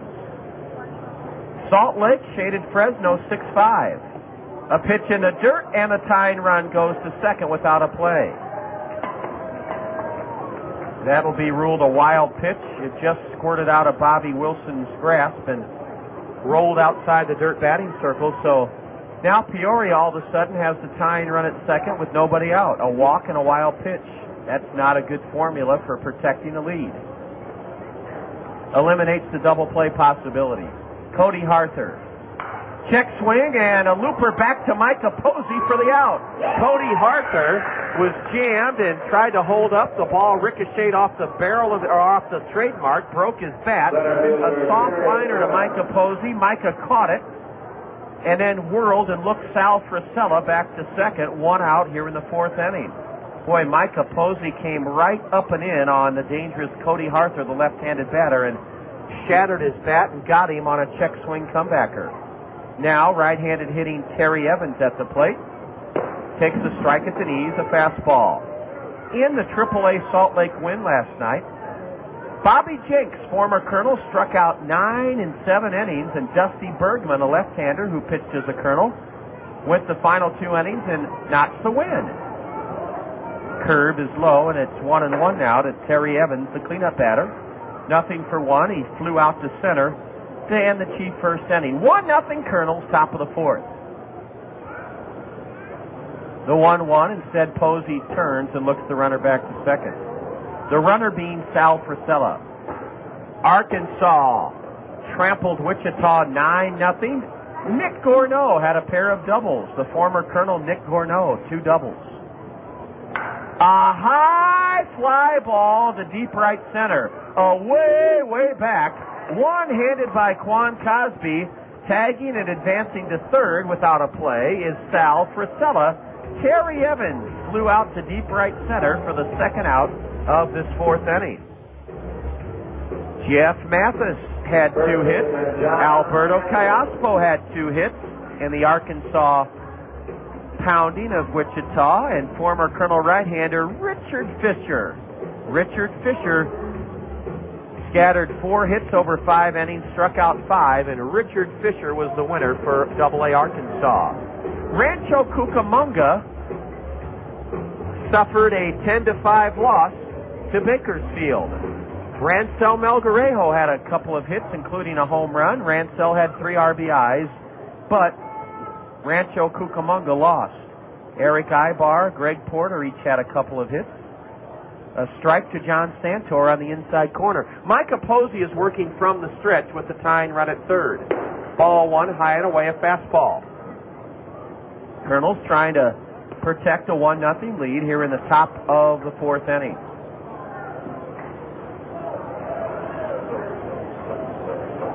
Tying run at third, Sal Priscilla, the 1-1 to Santor. Drifts outside. Micah turned that ball over a little bit, had a little bit of a screwball effect to it.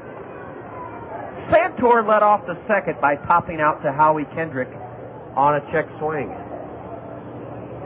Micah with the 2-1. It's just high, ball 3. On deck, Tyler Parker for Peoria.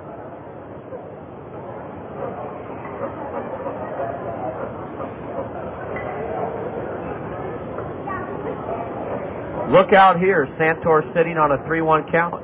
Swings and misses at a changeup. Micah pulled the string on him beautifully. Now Micah Posey has come back to run the count full.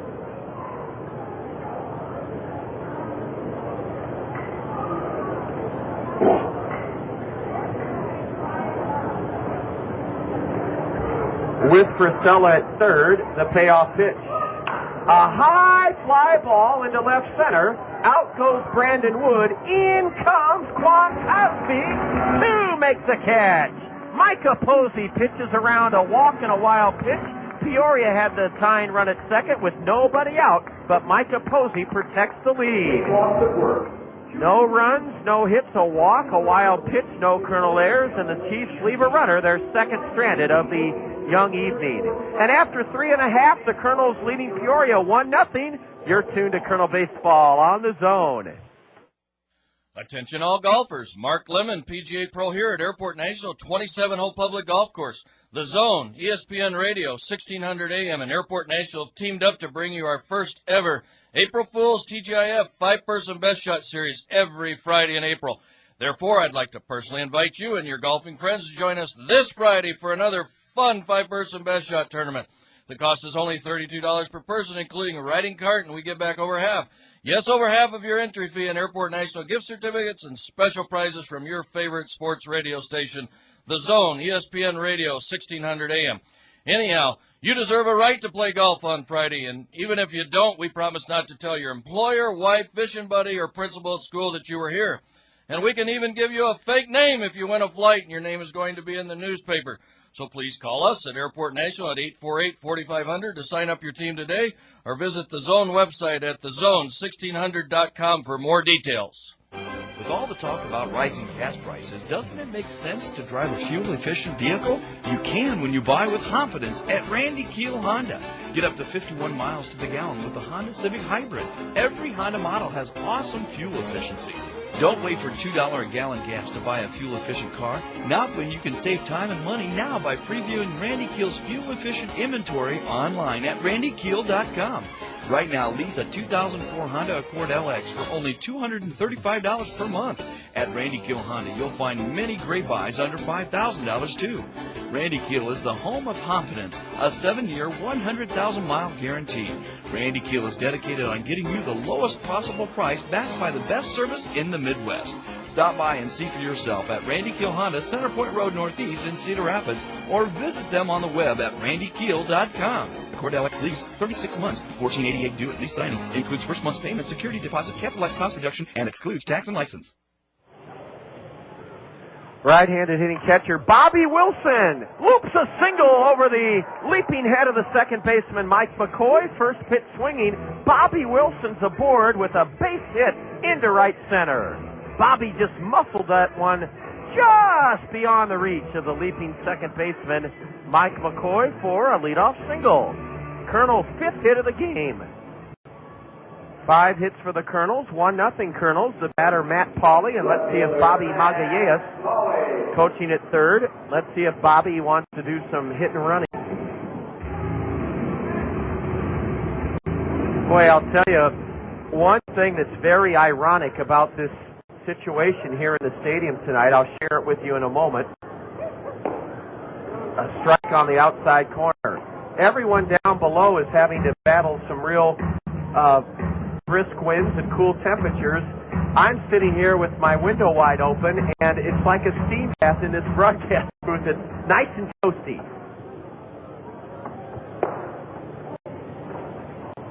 It's 1-1 now to Matt Pauley. Pauley singled his first time up.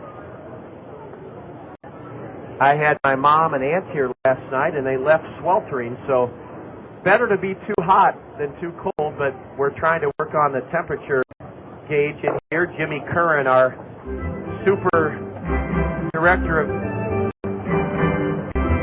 of facilities, got up on a ladder and tried to close a vent earlier this afternoon, but the heat's still pouring in, and we're not complaining. Strike 2 called to the left-handed batter, Matt Pauley. Right-hander Kyle McClellan brings it, and a swing and a miss. A high slider, and Matt Pauley has gone on strike swinging. That's the 4th strikeout for McClellan. 1-0 Kernels. 1 on, 1 out for Blake Balcom. Balcom popped to second in the second inning. He's 0 for 1.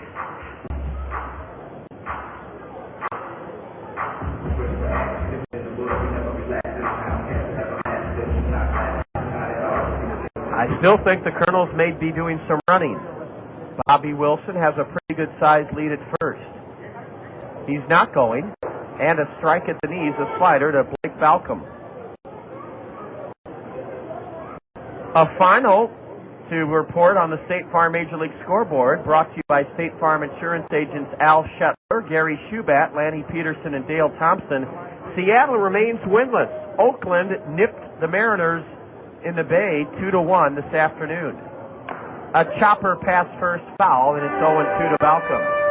Seattle is still winless as Oakland edged the Mariners 2-1 at the Coliseum this afternoon.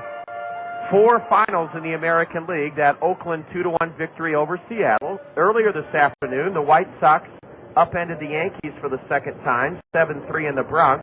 Minnesota hung the Tigers with their first loss of the year at Comerica Park 10-5, and in 10 innings, the Royals outlasted Cleveland 7-6.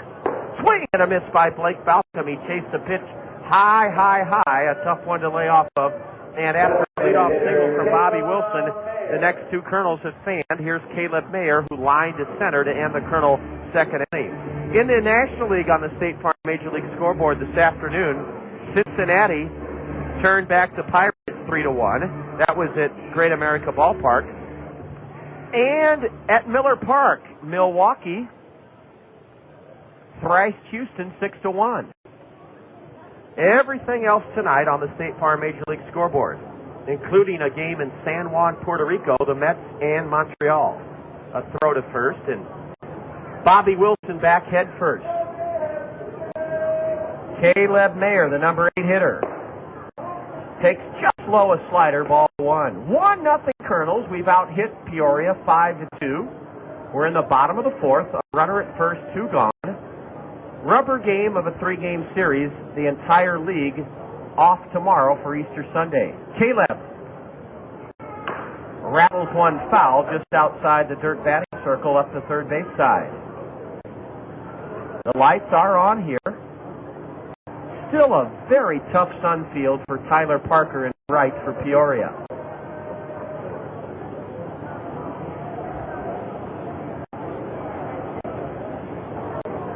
Huge gap in left center for Caleb, who wears a pair of white batting gloves, a long red shirt underneath his Kernel red or white top, and a red batting helmet. Slider is a strike at the knees. One thing about Kyle McClellan, he has delivered 75% of his pitches have been sliders or curveballs. He hasn't thrown many fastballs at all. Caleb in the hole, 1-2. A pitch in the dirt, and Matt Pagnazzi prevented the tying run from going to second.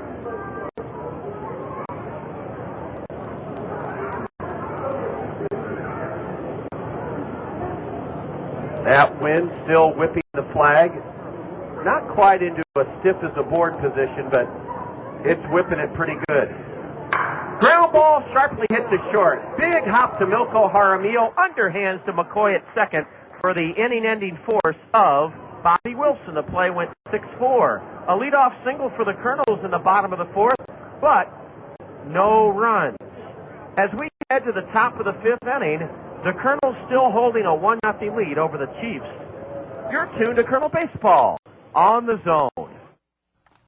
Dun, dun, dun, dun, Da da da da da! Hey, call the A-Team! Hey, Matt, thanks for having us over for the game. You know, we could have had it at my house. My TV is bigger, and my AC works. I thought you were supposed to get that fixed while your wife was out of town this week. Oh, man, I totally forgot, and she's coming home tomorrow. She's gonna kill you. What am I gonna do? You need to call the A-Team. The A-Team? Yeah, Ahern Plumbing and Heating. They can get your service in 24 hours, guaranteed. I better call Ahern Plumbing and Heating right away. Hey, man, what's up? Just getting ready to kick your butt. Right. And mess up your hair? You just wish you could look this good. Boo! Nothing but that. Hey, I'm a busy guy. I don't have time to make my hair look as good as yours. I mean, who has time to schedule an appointment, let alone show up for it? Not me. I just go to Cost Cutters. I can get in whenever it's convenient for me. Nice shot. Yeah. So you're telling me you just walk into Cost Cutters and come out looking good? Well, for some of us, that comes naturally. But Cost Cutters makes it easier. They can do anything you want. A cool cut, even some color, and get some of that styling gel stuff to keep you looking good.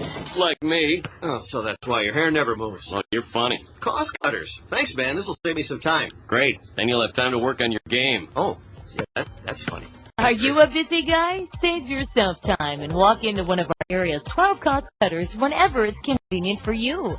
Then relax, because Cost Cutters will make things easy and affordable for you. Cost Cutters. Live your life. We always have time for your hair. Okay, it's P against C. 1-0 Kernels as we head to the top of the fifth inning. Remember, our Springhouse Family Restaurant baseball trivia question is coming up in the sixth inning, so we'll look forward to bringing you that. Our third Springhouse Family Restaurant baseball trivia question of the season. Big event, April 20th here. You're going to love it. The Iowa Hawkeyes in the Corridor Clash battle the Northern Iowa Panthers in the first I-380 Corridor Clash. College baseball here in the new, beautiful Veterans Memorial Stadium. Tuesday, April 20th at 6:30. Tell you more in a minute. Tyler Parker rips one to third on 2 hops. Gobbling it up is Matt Brown. The throw is a laser beam in time to get Tyler Parker. And Micah Posey continues to pitch very well here in his first Kernel start. That Corridor Classic will feature a dazzling fireworks display following the game and a raffle for a Harley-Davidson motorcycle. Proceeds benefit the American Diabetes Association. Hawkeyes and Panthers, Tuesday, April 20th, $5 and $8 tickets on sale now here at the stadium ticket office. 896-7560, 896-7560. A strike is in to right-handed hitting Matt Dreyer. Micah's change, a beauty at the knee, strike 2. And Kernel General Manager Jack Rayner, if the weather helps us out on Tuesday the 20th, Jack and I both agree we could have over 4,000 here for that Iowa-Northern Iowa game. Wouldn't that be something to have a crowd that began with the number 4, a 4-digit crowd? We could do it. Lots of Panther and Hawkeye fans and both baseball programs would love to have a near-capacity house here. Popping one foul over the first base Kernel dugout for strike 2 is Matt Dreyer. The Kernels have a right-hander in their bullpen. Micah's changeup is just low for ball 2. Heating it up in the Kernel right field bullpen is Chris Hunter. Chris Hunter warming up in the Kernel bullpen. Micah with the 2-2. Tomahawk foul over the Miller Mezzanine Plaza.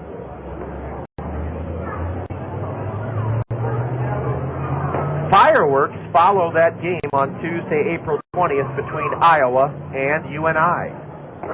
Breaking pitch, strike Strike three called. Micah Posey rings up Matt Dreyer, and that's 5 strikeouts for the Colonel Southpaw, and he's now set down 5 straight chief hitters.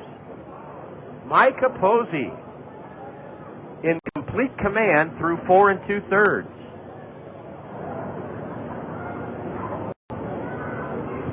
Now the right-handed hitting catcher, Matt Pagnazzi, cuts on the first pitch and pops it foul over the grandstand roof right behind home plate. Again, Chris Hunter, a right-hander, is warming up in the Colonel bullpen. He has yet to see action in this series. So 0-1, high and away a ball.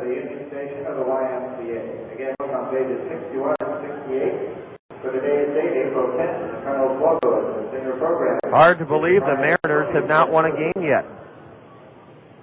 A high pop-up into shallow left center. On comes Matt Pauley. He's there, and Quan calls him off for the out.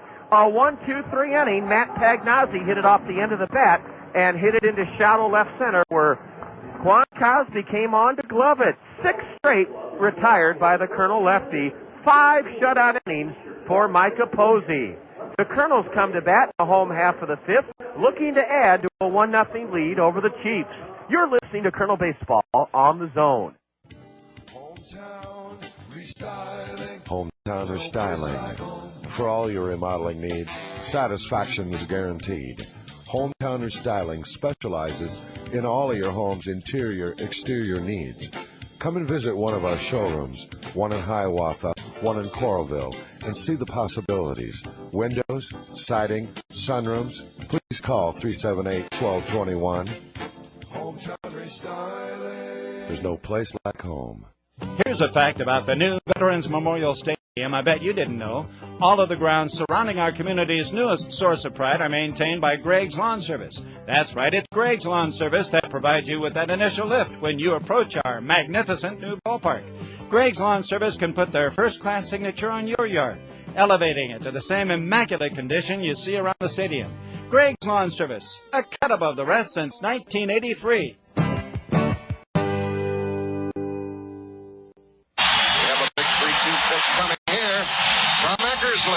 Gibson swings a fly ball to deep right field.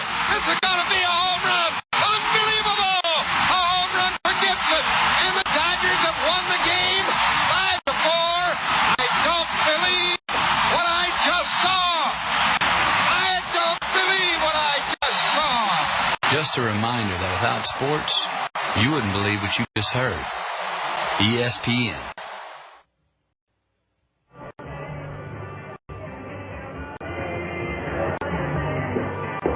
Right-hander Kyle McClellan is still on the hill for the visiting Peoria Chiefs, with the Colonels ahead 1-0. We may have seen the last of Micah Posey. Right-hander Chris Hunter looks to be warming up in earnest, as though he'll take over in this game. Matt Abram struck out looking in his first at-bat of the season. Abram is the first batter. Here in the Colonel 5th inning, 1-0 Colonels. If Micah Posey is done, he can win this game. He cannot be the loser.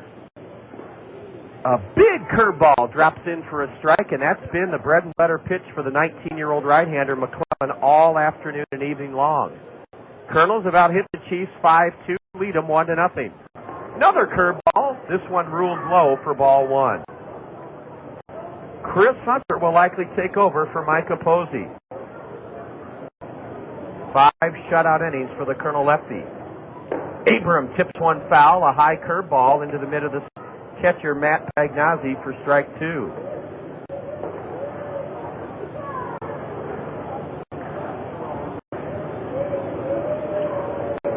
Abram waiting. Here's the 1-2. High and inside. It's 2-2. Micah Posey, 5 innings pitched, no runs, 2 hits, 5 strikeouts, and 1 walk, 1 wild pitch. That's some outing. Strike 3 called at the knees. On the outside corner, nothing Matt Abram could do on that kind of pitch. That was just too good a pitch to hit. And that is the 6th strikeout for Kyle McClellan. Now a left-hander's up for Peoria. Peoria has a lefty in their bullpen. And that lefty is Josh Bray. Josh Bray is warming up for the Chiefs in their bullpen. Quan Cosby has scored the game's only run, a one-out triple, followed by a Howie Kendrick double over the center fielder Terry Evans' head in the third inning. Quan takes a bunt and looks at a ball low. McClellan working quickly. Misses low, ball 2.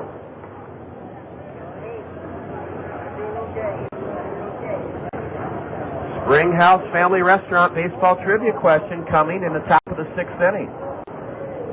Quan has to back away from a pitch flying in. It's 3-0 to the Kernel cleanup, or the Kernel leadoff batter.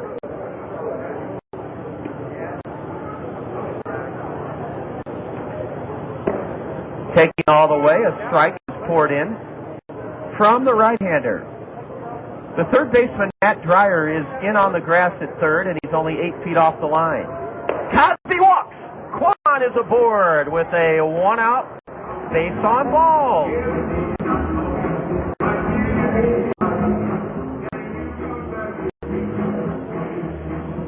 Well, thanks to Toyota Financial Services, for the 6th straight year, the Kernels will be visiting elementary schools throughout this spring. And our first school visit is Monday morning. We'll be at Hiawatha Elementary School. Thanks to Toyota Financial Services, Quan Cosby and Tommy Duenas will head out bright and early Monday morning to Hiawatha Elementary School. A blistering fastball to Howie Kendrick is in for a strike, 0-1. Howie steps out, takes a long look at the Kernel manager, flashing signals from the third base coaching area. Bobby Magallanes. Is Quan running? Long look by McClellan. Now time is called. 1-0 Kernels, bottom of the 5th. And that wind is really whipping in now from left center field. I can hear it even with my crowd mic with being protected by a wind mesh net. Quan draws the throw and he dives back in safely.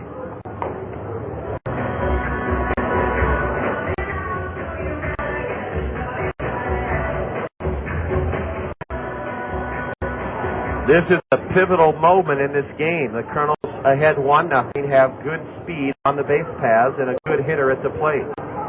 Quan not running, a blooper or a shot into right center, a base hit. Quan motors to third. He'll make it without a play. Howie Kendrick laces a base hit into right center, sending Quan to third. First and third. Only one out for the Kernels as they try to add to a 1-0 lead here in the bottom of the 5th inning. Howie Kendrick got much better wood on that pitch than I thought he did. He hammered it into right center. Quan was able to reach third base without a play, and with runners at the corners and only one out, the batter is Brandon Wood. Let's see if the Peoria Brain Trust wants to talk to their hurler, Kyle McClellan. Brian Eversgerd, the pitching coach, is on the top step of the Peoria dugout, and it looks like he's going to visit the hill. Brian Eversgerd is making signals down to the bullpen. The left-hander, Josh Bray. Eversgerd is not going to visit the hill, though. Oh, the Kernels are in a great position to try to add to their lead now. Brandon Wood, 1 for 2 this afternoon and this evening. Corks one into left. That's a solid base hit. Quan is home. 2-0 Kernels. Brandon Wood drilled the first pitch from the right-hander McClellan and bashed it into left field, scoring Quan Cosby. Howie Kendrick stopped at second. Brandon Wood has his second hit of the evening, and the Kernels add to their lead. It's 2-0 here in the bottom of the 5th inning. I mean, that was a bullet off the bat of Brandon Wood, and that's going to end Kyle McClellan's afternoon and evening. The Kernels have knocked out Peoria starter Kyle McClellan. A one-out walk by Quan, and then back-to-back singles by Howie Kendrick and Brandon Wood. And it's 2-0 Kernels here in the bottom of the 5th inning. Kyle McClellan goes 4 1/3. In 4 1/3, the right-hander has surrendered so far 2 runs on 7 hits. McClellan struck out half a dozen. The right-hander walked only 1 man, and that man who walked, Quan Cosby, has come home to score here in the 5th inning, and the Kernels hold a 2-0 lead over the Chiefs. A left-hander has come in out of the Chief bullpen, Josh Bray, B-R-E-Y, and he's making his first appearance of this series. Josh Bray. Bray is 24 years old. He went to Jerry Falwell's University, Liberty University, and Josh Bray was a Cardinal 4th-round pick back in 2001. A southpaw has come on. The Kernels have scored a run here in the 5th, lead it 2-0, have runners at 1st and 2nd with only 1 out. Remember, the Springhouse Family Restaurant baseball trivia question is coming your way in the next half inning, the Peoria 6th inning. The Kernels trying to add to their lead here in the bottom of the 5th, facing a lefty, Josh Bray. Bray pitched in 14 games last season with New Jersey, 9 as a starter. He won 3, and he lost 3. Matt Brown, who loves to swing at first pitches, may do just that here against the lefty, Bray. Brown is forced a man at second and flown out to deep left. Howie Kendrick at second, Brandon Wood at first. From the stretch, Bray is set. And a pass ball off the glove of the catcher, and each runner moves into scoring position. Howie Kendrick advances to third. Brandon Wood up to second on a pass ball charge to Matt Pagnazzi. The pitch was high and inside, but Pagnazzi should have caught it, could have caught it, and we're going to rule it a pass ball. That forces the Chief infield in. Brown has a great chance now to make a big inning for the Kernels. Ball 2 is upstairs to Matt. Chris Hunter, a right-hander, has stopped throwing in the Kernel bullpen. He'll likely come in the top of the 6th inning. Infield in for the Chiefs. 2-0 Kernels, bottom of the 5th. Brown, a right-handed cleanup batter, facing lefty Josh Bray. A high drive to deep left will make it 3-0. Cody Harther catches it. Howie Kendrick tags. He scores standing up. 3-0 Kernels.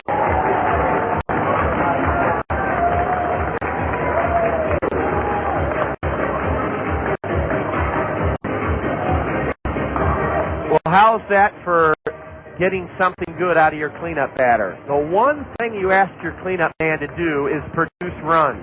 And Matt Brown did it with a sacrifice fly to left. He plates Howie Kendrick. It's 3-0 Kernels. That run is charged to the departed starter, Kyle McClellan. 3-0 Kernels, bottom of the 5th. Here's Bobby Wilson with Brandon Wood at second and 2 out here in the Kernel 5th inning. Bobby loops one over the first baseman's head. Down the right field line it goes. Bobby rounds second. He's made it 4-0. Head first slide into second. RBI double for Bobby Wilson. He drives home Brandon Wood. It's been a 3-run inning, and the Kernels now are ahead 4-0. Bobby Wilson with an inside-out swing. Looped it over the head of John Santor down the right field line. Plated Brandon Wood, and then Bobby with a headlong dive into second made it safely. RBI double, 4-0 Kernels. That run is charged to the departed starter, Kyle McClellan, and the book is now final on McClellan. Bobby Wilson with his second hit of the evening, and it's the Kernel 8th hit of the game. Matt Pauley takes a curve low for a ball. Bobby Wilson has 2 hits so far.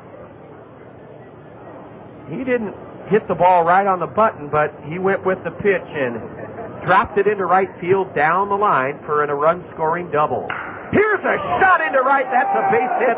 One hop. Tyler Parker comes up with it and throws a strike to the plate, holding Bobby Wilson at third. Matt Pauley scalded one into right field. He hit it so hard that Bobby Wilson had no choice but to be stopped at third by skipper Bobby Magallanes. First and third, 2 out, and the 8th man to bat in this Kernel 3-run 5th inning is Blake Balcom. Well, let's keep it going. The Kernels have erupted for 3 runs on 4 hits here in the 5th inning. They've chased the Chief starter, and they lead this game 4-0. Blake Balcom could give the Kernels a big lead. He slices one off the end of the bat foul off to the right. Strike 1. Blake is 0 for 2 this evening. I say this evening because the game started this afternoon. It started at 5 o'clock. But once you get past 6 o'clock, well, it's an evening game, isn't it? And I love the 5 o'clock start. The 0-1 to Blake. A late swing and a miss, strike 2. Kyle McClellan, 4 1/3 innings, 4 runs, 7 hits, 6 strikeouts, 1 walk. Blake in the hole, 0-2. First and third, 2 gone in the Kernels' 5th inning. Swing and a miss. Blake Balcom fans. 8 batters come to the plate for the Kernels in the 5th. The Kernels strike for 3 runs. On 4 hits, no Chief errors. The Kernels leave a pair and have stranded 6. The Springhouse Family Restaurant baseball trivia question coming your way in the top of the 6th inning. After 5, it's the Kernels on top of Peoria, 4-0. Attention all golfers. Mark Lemon, PGA Pro here at Airport National 27-hole public golf course. The Zone, ESPN Radio, 1600 AM, and Airport National have teamed up to bring you our first ever April Fool's TGIF 5-person best shot series every Friday in April. Therefore, I'd like to personally invite you and your golfing friends to join us this Friday for another fun 5-person best shot tournament. The cost is only $32 per person, including a riding cart, and we give back over half. Yes, over half of your entry fee in Airport National, gift certificates, and special prizes from your favorite sports radio station, The Zone, ESPN Radio, 1600 AM. Anyhow, you deserve a right to play golf on Friday, and even if you don't, we promise not to tell your employer, wife, fishing buddy, or principal at school that you were here. And we can even give you a fake name if you win a flight and your name is going to be in the newspaper. So please call us at Airport National at 848-4500 to sign up your team today, or visit the Zone website at thezone1600.com for more details.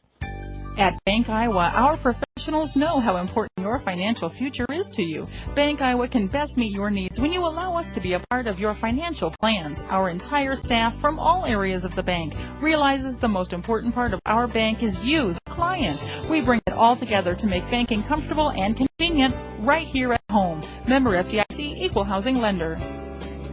Bank Iowa, Iowa's hometown bank.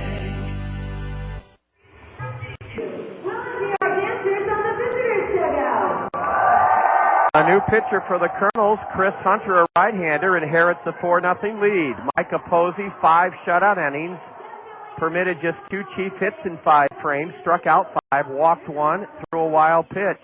A U.S. Cellular call to the Kernel bullpen brings in Chris Hunter for the first time this season. Chris is 23 years old, 6'4", 205 pounds. He's from Utah Valley State Junior College. The Angels took him in the 41st round of the draft last year, and he did not pitch last year, so this is his professional debut. Chris Hunter in relief of the starter, Micah Posey. Hunter's first job will be to face right-hander or right-handed hitting Milko Jaramillo. Milko has had a good series, 1 for 1 so far tonight, singled his first time up. Milko Jaramillo, right-handed hitting shortstop, muscular calves. Not a big guy in terms of height. They list him at 5'11", 165. Signed originally by the Dodgers. He's from Venezuela. Chris Hunter fires, tying in a ball, fastball. If you've been one of our first two winners of a $5 gift certificate to the Springhouse Family Restaurant as our Springhouse Family Restaurant baseball trivia question winner, congratulations, but please don't call in tonight. We want 70 different winners like we've had the past several years in our 6th inning Springhouse Family Restaurant baseball trivia question. Jaramillo takes a pitch high, ball 2 from Chris Hunter. Now the 2-0 headed home. Pop foul off the end of the bat, way down the right side, strike 1.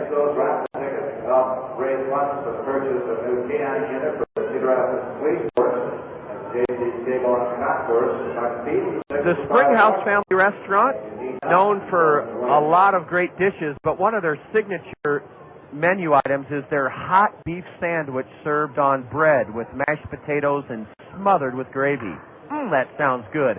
A high fly ball drifting into the plaza section down the right field line out of play. Evens things up 2-2 to the number 9 batter, Jaramillo. Boy, in fact, Lester Schmitz at the Springhouse tells me that hot beef sandwich with bread and mashed potatoes and smothered with gravy is one of the Springhouse's best sellers. It is delicious. And maybe that's what you want to use your $5 gift certificate for if you're the winner of our Springhouse Family Restaurant baseball trivia question. We'll have it for you here in just a little bit in this top of the 6th. Jaramillo takes a curve just low, and that runs the count full to Bilko. 4-0 Kernels. Top of the 6th inning. Sun still shining brightly on all 3 outfielders and the left side of the Kernel infield. Let's see if Chris Hunter can throw a strike here on a full count pitch. He missed outside, ball 4, a leadoff walk to the number 9 hitter, Milko Jaramillo. Now remember, don't call on the Springhouse Family Restaurant baseball trivia question until I give the phone number out. Do not call until we give you the phone number. Only 2 other big league managers have been older than Jack McKeon of the Marlins. Jack McKeon, 72 years old when he skippered the Marlins to the World Series last year. Only 2 managers. A bunt pushed up first base way, fielded by Matt Abram, and he tags out Mike McCoy. Mike McCoy. Mike McCoy was bunting for a base hit, and he bunts into an unassisted putout at first by Matt Abram. Advancing into scoring position is Milko Jaramillo, so Chris Hunter gets 1 out here in the 6th inning, and now he's facing the DH Sal Frisella. Only 2 other big league managers have been older than 72-year-old Jack McKeon of Florida. We want you to name one of them. Name one manager, one of 2, to ever have managed older than Jack McKeon, who's 72. We'll give you the phone number to call momentarily after this top of the 6th inning, but there's something for you to think over for the Springhouse Family Restaurant baseball trivia question. A slider is down and away, and it's 1-1 to Sal Frisella. He struck out looking in the first. He walked and went to second on a wild pitch in the 4th. 4-0 Kernels, top of the 6th.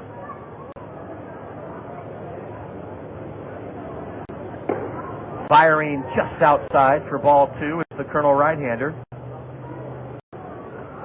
Chris Hunter.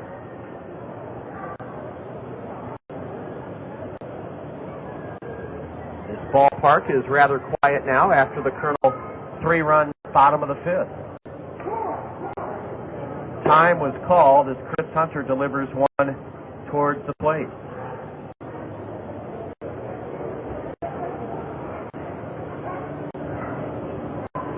We're going to continue this homestand with the first of 4 Monday night against Clinton.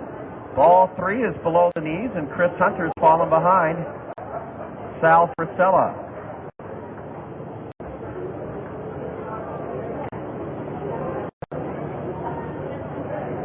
Quan Cosby shading into right center for the right-handed batter, the DH. Here's the 3-1. Instead, Hunter spins and looks the runner back to second.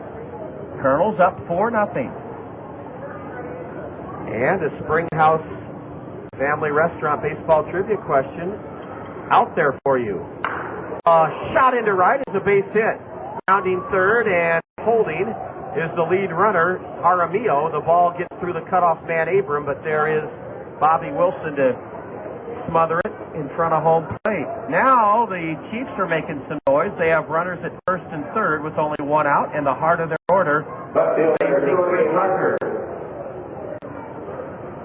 Cody Harther has been a handful in this series, and he has a chance to put Peoria right back in this game against Chris Hunter. But a double play would get the Kernels out of trouble. Strike one, a fastball taken on the outside edge by Harther. Cody's from Chaminade Prep School in Chatsworth, California. Cardinals 6th round pick 2 years ago. Left-handed batter, 20 years old. He taps one in front of the plate. Bobby Wilson, bare hands, throws in time. That was a sterling play by the Kernel receiver, Bobby Wilson. He had to pounce from behind home plate. The ball was topped by Harther, rolled about 20 feet in front of the plate, and as Sal Frisella advanced to second, Cody Harther was thrown out by the Kernel catcher. It went 2-3. That was some good play by Bobby Wilson, because that ball had trouble written all over it. It may have loaded the bases. Bobby could have thrown it away, but instead it's second and third with 2 out. And a curve is a strike to Terry Evans, the cleanup batter. Springhouse Family Restaurant baseball trivia question. Only 2 other big league managers have been older than Marlins skipper Jack McKeon, who's 72. Name one of the 2 managers who was older than Jack McKeon. That's our Springhouse Family Restaurant baseball trivia question. Strike 2 to Terry Evans. Second and third, 2 out, 4-0 Kernels, top of the 6th. Evans just stays alive as he tips one foul to the on-deck circle of the Chiefs.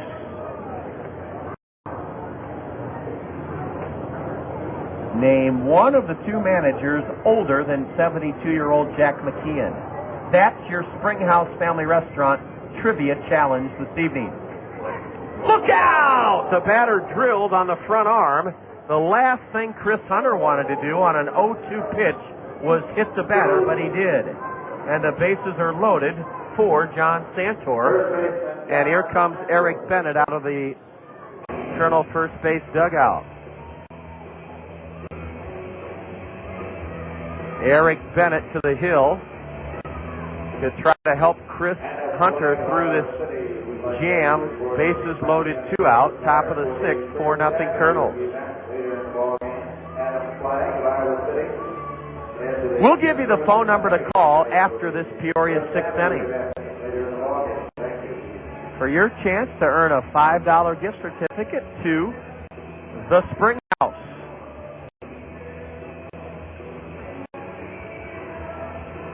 Well, Hunter was ahead 0-2, and he came inside and plunked Terry Evans. So now he has to deal with big John Santor, a home run threat. Santor belted 9 homers last year as a Chief. Ball one is low to John. From Chris Hunter, a 23-year-old right-hander, making his professional debut here tonight. Jaramillo at third, Frisella at second, Evans at first. Line drive, foul into the left field corner. That would have scored a pair. Hunter, even now, 1-1 to John Santor. Boy, John really hit a rifle shot. Past third, but foul.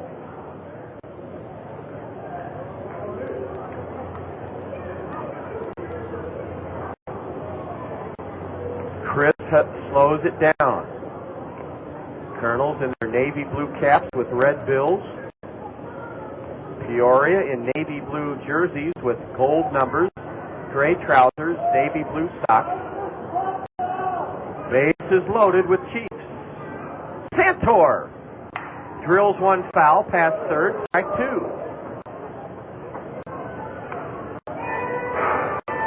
New batch of baseballs from the Kernel dugout to plate umpire Nick Monaco. Nick is wearing a dark blue pullover jacket, gray trousers. His partner on the base path, Jesse Redwine, is wearing Let's see if they're earmuffs or a cap. I'm checking out Jesse's, whatever underneath his cap. And I cannot tell. He's positioned in front of the shortstop, Brandon Wood. I can't tell if he has earmuffs or a cap on. Chris Hunter's ahead, 1-2. Bases loaded, 2 out. Top of the 6th, 4-0 Kernels. Santor just got a piece of one. A curveball, and he fouled it to the base of the backstop.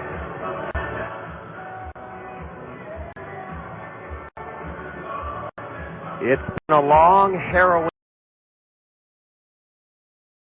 first inning of relief for Chris Hunter, taking over for starter Micah Posey. Micah 5 shutout innings in his first start this season. A high, deep drive to left. Could tie the game way back. The wind holds it up. It's caught by Quan Cosby. That thing was hit into the teeth of the wind, and I think it would have been a grand slam on a calm night, but it was hit into the teeth of the wind for a long third out. Woo. We're out of the inning. No runs for Peoria. 1 hit, a walk, a hit batter, no Colonel errors. The Chiefs leave the bases full. They've stranded 5. Here's the number to call for the Springhouse Family Restaurant baseball trivia question, 896-7589, 896-7589. We go to the bottom half of the 6th inning. It's the Kernels 4, Peoria nothing. You're listening to Kernel Baseball on the Zone. There's a dream that lies in your heart to tell you you're one of a kind. This is your time, just believe. Rise up, be strong. Originality lasts a whole lot long. Nothing's better. Dr. Pepper. The taste of originality, Dr. Pepper. Salute individuality, Dr. Pepper. Do what you do, your moment has come. You're not like anyone. Nothing's better. Dr. Pepper. Do what you do, your moment has come. You're not like anyone. Nothing's better. Dr. Pepper. The way to pocket important savings is to take advantage of Chevron motor oils and lubricants from the Otson Oil Company, your local Chevron oil distributor.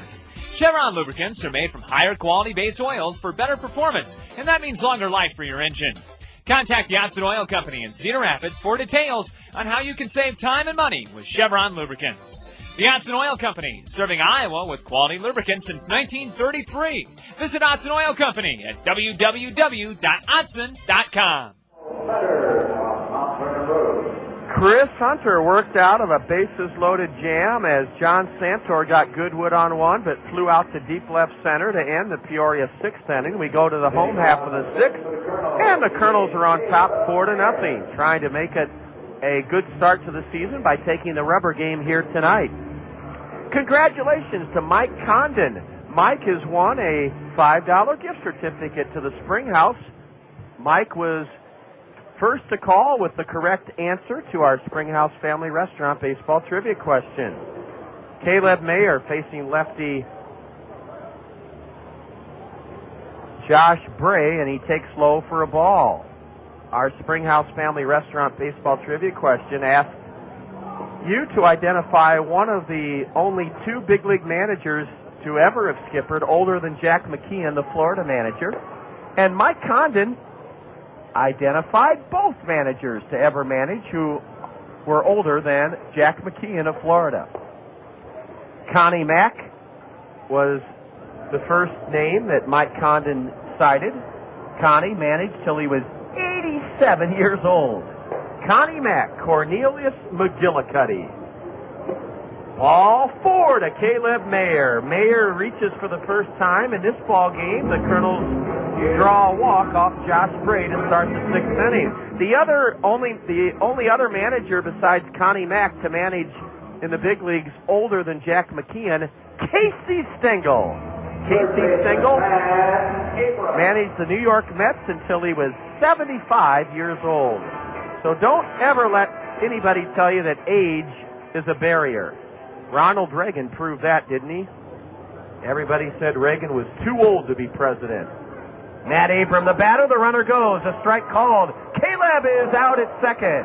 Caleb Mayer on a hit and run.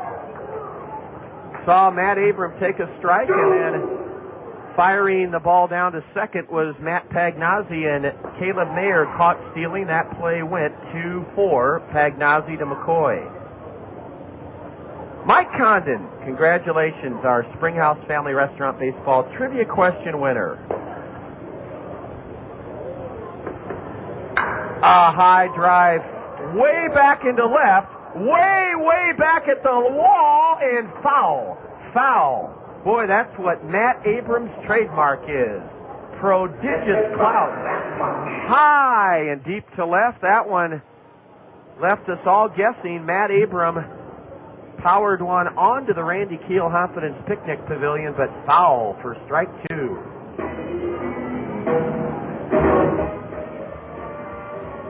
Yeah, I was one of the many that thought when the Marlins canned Jeff Torborg last year they were headed in the wrong direction, but boy was I proven wrong like most baseball fans. Jack McKeon brought a hard-nosed, disciplined approach along with a loving grandfatherly nature to the Marlin clubhouse, and he won them a World Series. Matt Abrams stays alive as he loops one into the right field plaza section for one of the fans. Abram batting with nobody on, one out, bottom of the sixth, 4-0 in favor of the Kernels. Another 0-2 from Bray, misses low and away. Connie Mack, known as the tall tactician, used to give signals and move his players around with a scorecard in the dugout, and of course Connie was famous for wearing a suit in the dugout, not a uniform. Abrams stays alive as he rattles one foul past third. Casey Stengel, of course, was the first manager ever of the New York Mets, and he was the one that named him the Amazing Mets. The Amazing Mets.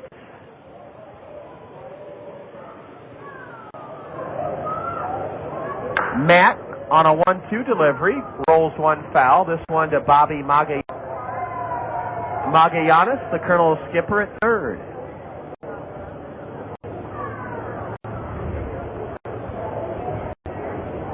Abram having a good at bat. Colonels trying to take the rubber game of this 3-game set before enjoying the Easter holiday tomorrow. A bouncer that's stabbed by the pitcher Bray to the left of the mound, and he heaves it to first for the out. Matt Abram topped it and is out on a comebacker 1-3. Good at bat for Matt, but there are two gone with nobody on. And the leadoff man is at the plate, batting for the right-handed for the first time. Quan Cosby.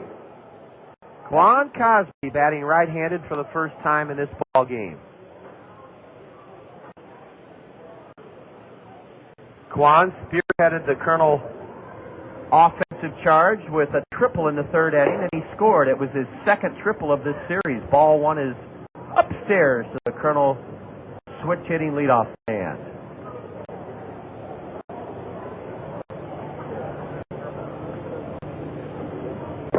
Now a strike at the knees, a fastball from Josh Bray. Peoria has a man warming up in their bullpen, a right-hander.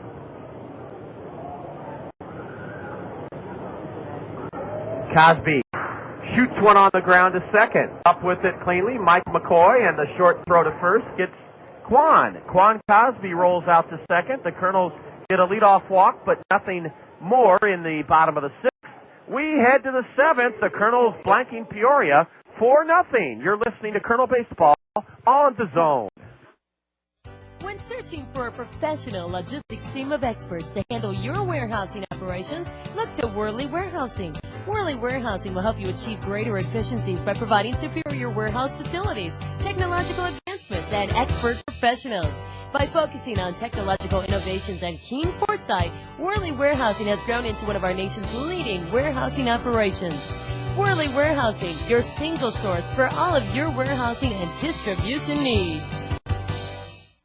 Multitasking is today's buzzword. We're parents, employees, board members, spouses, caregivers. The list goes on. Your local Pekin Insurance Agency, Sheets Forest Draper Insurance in Marion, is great at multitasking too. Sheets Forest Draper will find the right insurance coverages for you. See Scott Draper of Sheets Forest Draper for coverages on your home, auto, life, health, and business. Finding the right insurance is one less task for you to do when you depend on your hometown professionals with Pekin Insurance.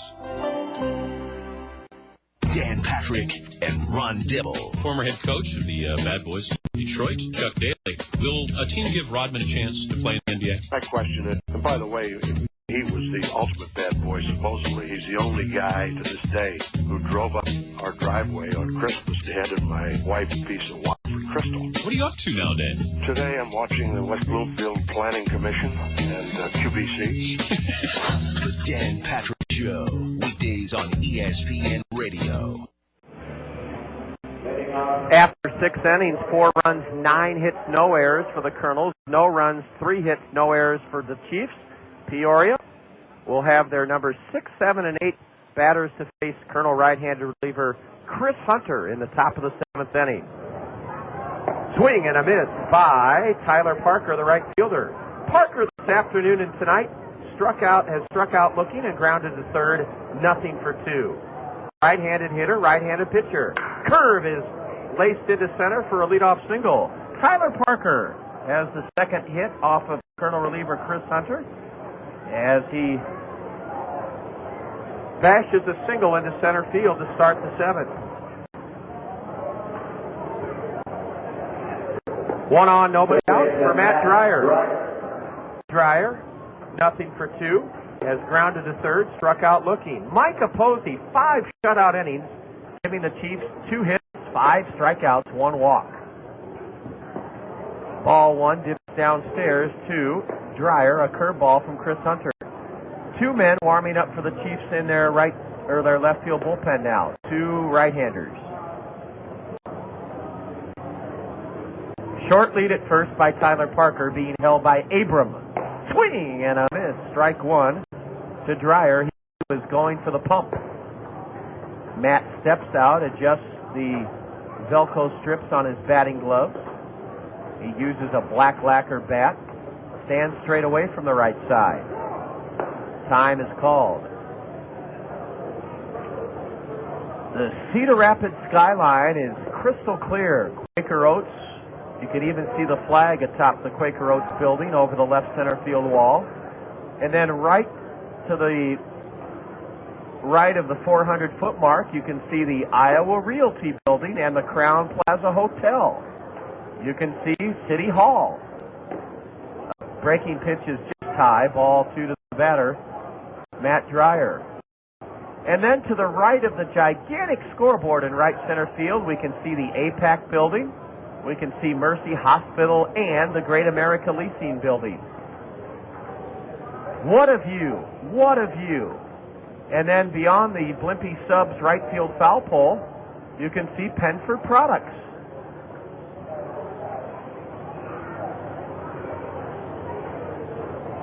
Chris Hunter steps off the rubber and Bobby Wilson charges out to the mound to consult with his battery mate.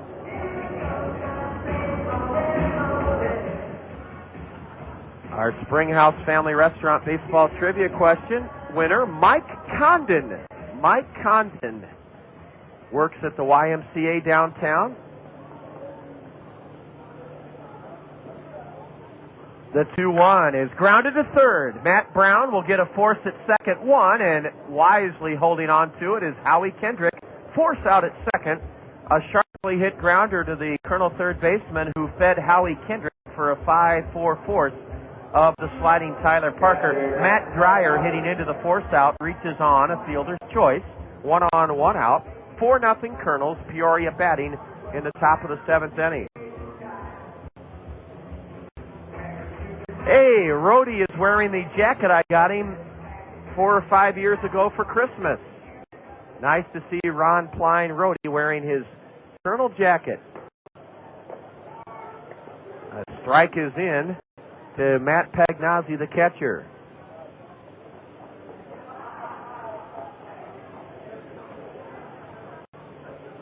Chris Hunter working deliberately. Facing Matt Pagnozzi, a right-handed batter. Curve is high. Well, I was getting a little worried that my Easter guests were freezing down below, but I see they dressed for the occasion.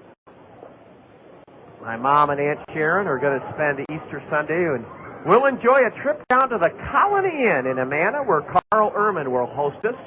Carl and the Colony, a long-time advertiser with the Kernels. And hopefully we've solved the little challenge we have with it being so chilly outside and so warm in the swing and a miss by the batter, a throw to second in time to get the runner out. Trying to steal second, Matt Dreyer. Brother Matt Pagnozzi not only reached across home plate with his body, but he flung the bat at a pitch out. A pitch out from Chris Hunter results in a caught stealing. It went Bobby Wilson to Howie Kendrick, 2-4. Matt Pagnozzi lost the handle of the bat. It went helicoptering out towards the mound, and Chris Hunter had to avoid being struck by the bat, and the throw from Bobby Wilson was right on target, and out is Matt Dreyer, 2 gone in the Chiefs' 7th. Now a swing and a miss on a curveball. Matt Pagnozzi fans. Chris Hunter pitches around a leadoff single in the Chiefs' 7th inning. No runs for Peoria. 1 hit, no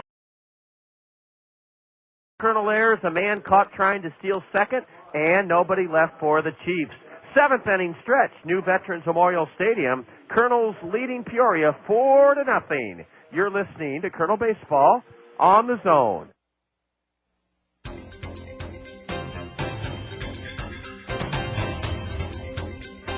Hope your Easter weekend's off to a great start. Scott Unash joining you, and here's what's coming up sports-wise here on the Zone. Take a look at Sunday the 11th. That's Easter Sunday. Kernels are off. We do have ESPN Major League Baseball, however, coming away. 6:40 pregame from the brand-new Petco Field in downtown San Diego as the Padres host the San Francisco Giants in a National League Western Division early season matchup. Then on Monday the 12th, Kernels back in action. They'll be at home to open up a 4-game homestand against the Clinton Lumber Kings. That gets underway on Monday at 6:10. Also, Tuesday the 13th, Wednesday the 14th, and Thursday the 15th. Again, the Kernels taking on the Clinton Lumber Kings all 3 days. 6:10 with John Rogers for pregame. 6:35 is the first pitch. That's your sports lineup. Have a great Easter weekend right here on the Zone. Hey, honey, we're getting out the grill tonight. Get some hamburger out of the freezer. Let's just go to North Country. Come on into North Country Steakhouse. The huge grills are always hot and ready for your choice of beef, pork, chicken, or seafood with all the fixins, like sautéed mushrooms and onions and the potato and salad bar. All with no setup, no cleanup, no hassle. It's always grilling season at North Country Steakhouse. The front house cooks are always ready to assist you. Don't feel like grilling? They can do it for you. Hot coals, juicy steaks, yummy margaritas, and no cleanup. This is grilling. Cedar Rapids' own North Country Steakhouse, home of the best steaks around, on Blair's Ferry Road, Northeast. Pitcher to greet the Kernels, bottom of the 7th, 4-0 Kernels. He worked in the series opener, James Mondesir. James Mondesir is on for the Chiefs. He's a right-hander in relief of lefty Josh Bray, and his first pitch is taken for a strike by Howie Kendrick. Howie's had a marvelous ball game. RBI double, a single, and a run scored. He's 2 for 3 on the day. Swing and a tip foul off the chest protector of Pagnozzi, strike 1. A reminder that you're listening to Kernel Baseball on ESPN Radio 1600 AM, KCRG, Cedar Rapids, Iowa. Deb Williams is our in-studio engineer on this Easter Eve. Howie Kendrick muscles one off the fist in the air, and Big John Santor showed remarkable quick feet as he scurried over near the plaza section, the green padded wall on the front of the plaza section, and he ran down that foul ball by Howie Kendrick. Kendrick fouls out for the first out of the Colonel's 7th to John Sandor at first. James Mondesir is 24 years old from Dominican College in New York. Swing and a miss on a curve by Brandon Wood. Brandon singled in a run and scored in the Colonel 3-run 5th inning. 4-0 Kernels, bottom of the 7th. Mondesir is 6'4", 210. He pitched a scoreless inning here last night. I mistakenly said he worked in the series opener. James Mondesir pitched a scoreless inning in last night's Chief victory. Nothing doing in the Colonel bullpen. Brandon takes just inside a curveball. The wind is still whipping hard from left to right on this Easter Eve.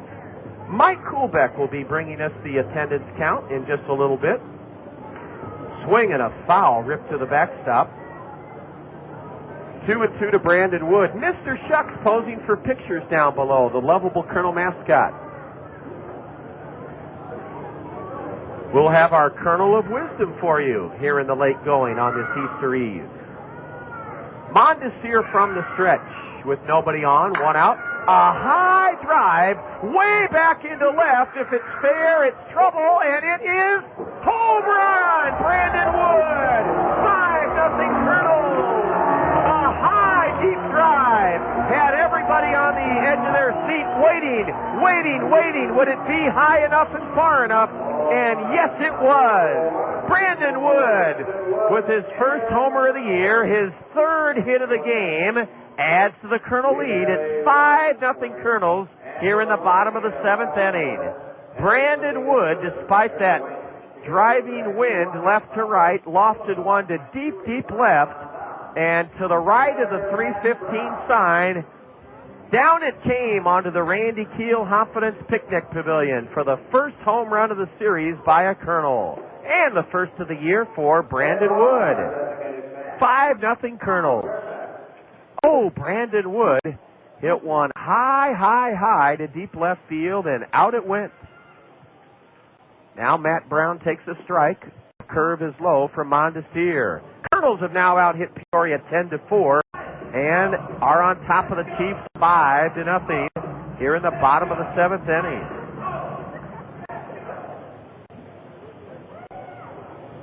Boy, Brandon Wood hit that thing so high. Now Matt Brown lofts one into center, straightaway center. Breaking back, now coming in with the wind pushing it towards the infield. Terry Evans flags it down.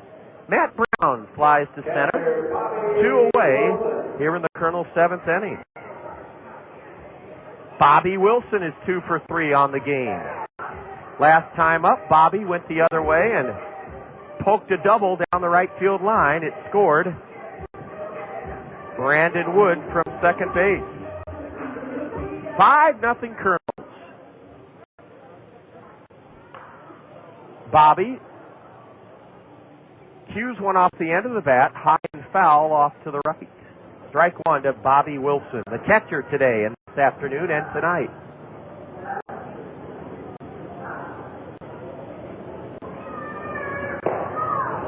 Slider is low and away. I have a feeling our most popular concession item this evening has been hot chocolate and hot coffee.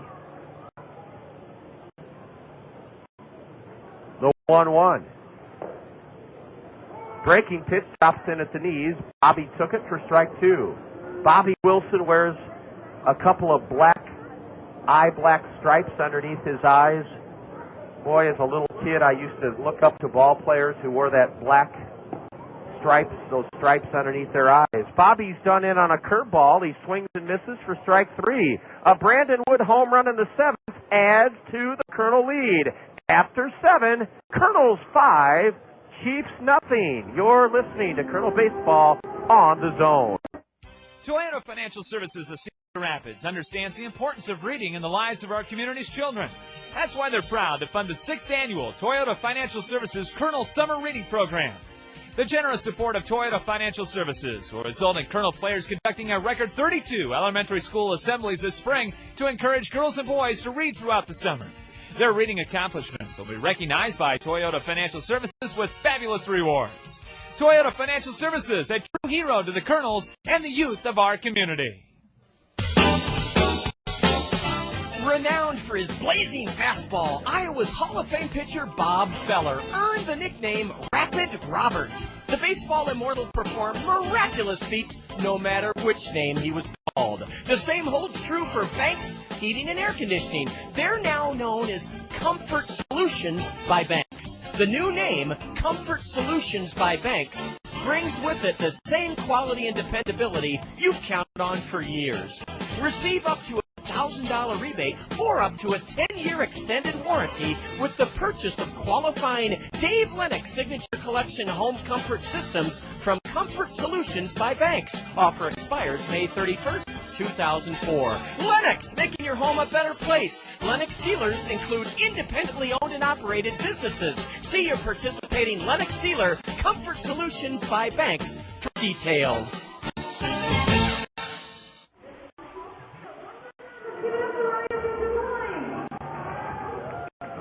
Well, Chris Hunter, in relief of the starter, Micah Posey, has pitched 2 shutout innings. The Kernels blanking Peoria on 4 hits through 7 and leading 5-0.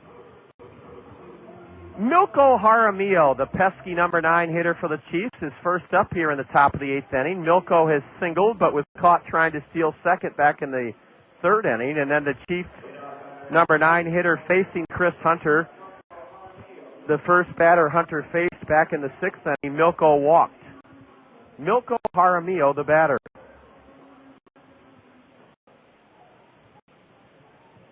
Outfield plays Milko shallow and to play the other way, or to hit the other way. Hunter's first pitch is a slider low and outside, ball 1. Our kernel of wisdom this evening.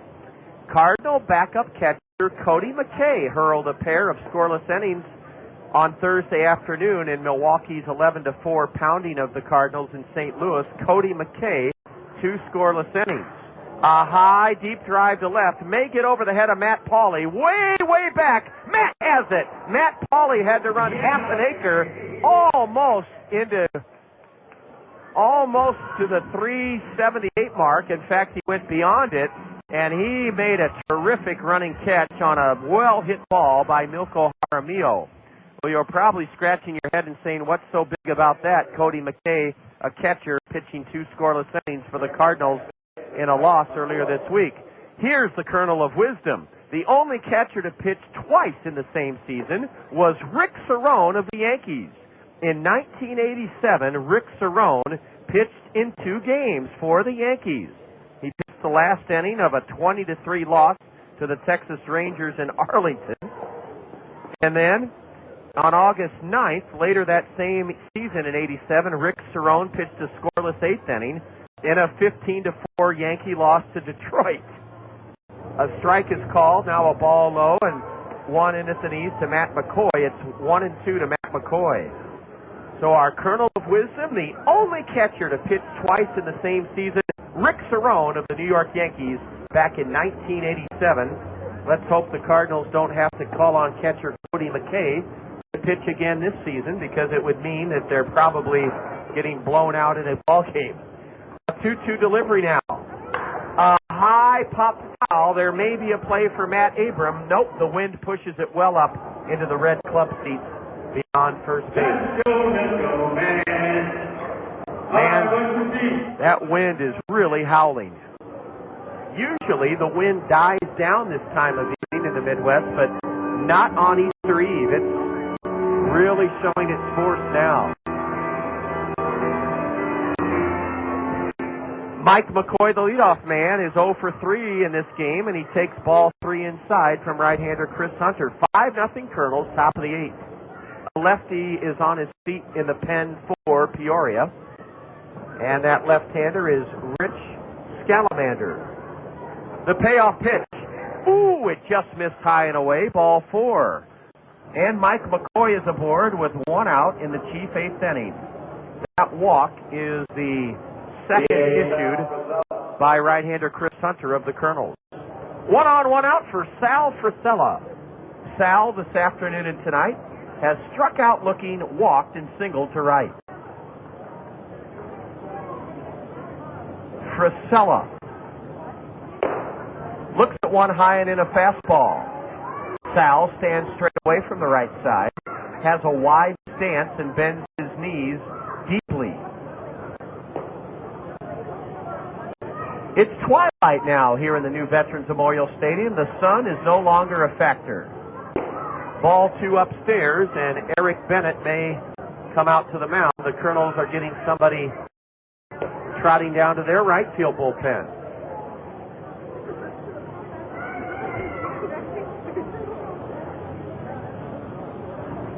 From the stretch, the 2-0. Uh-oh, high, ball 3, and Chris Hunter is running out of gas, it appears.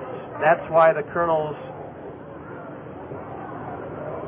have Aaron Poulin on his feet in that right field bullpen. The 3-0. Ball 4 high, and that might be it for Chris Hunter, although Poulin has just started to throw. Well, our Kernel of Wisdom noting that Rick Cerrone, the only catcher to pitch twice in the same season.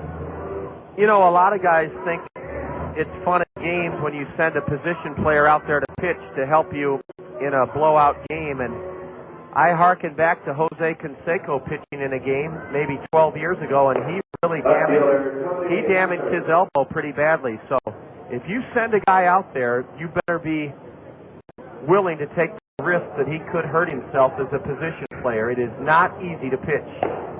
Chris Hunter has fallen behind 2-0 to Cody Harther, and Bobby Wilson, trying to break this bad string of wildness, trots the ball back to the mound. Kernels ahead 5-0 here in the top of the 8th, but Peoria has drawn back-to-back walks. And again, the Kernels have right-hander Aaron Poulin warming up in the bullpen. Look out here, Cody Harther will likely be swinging away. No, he took a strike. I was wrong about that one. He's been such a good hitter in this series, I thought they'd turn him loose.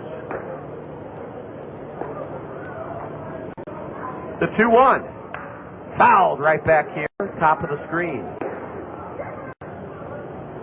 1,097 on Easter Eve. 1,097 are attendance, our paid attendance here this evening. Now Harther with 2 on and 1 out. Chops one foul just outside the box, up the first base side.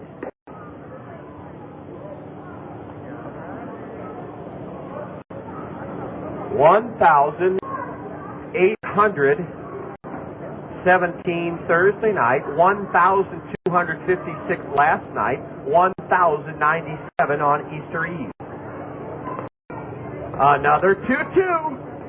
Double play ball. Howie Kendrick to Brandon Wood. On to first. Double play. 3 shutout innings for Chris Hunter. He gets Cody Harther on a 4-6-3 twin killing in the 8th inning. No runs for Peoria. No hits, a pair of walks.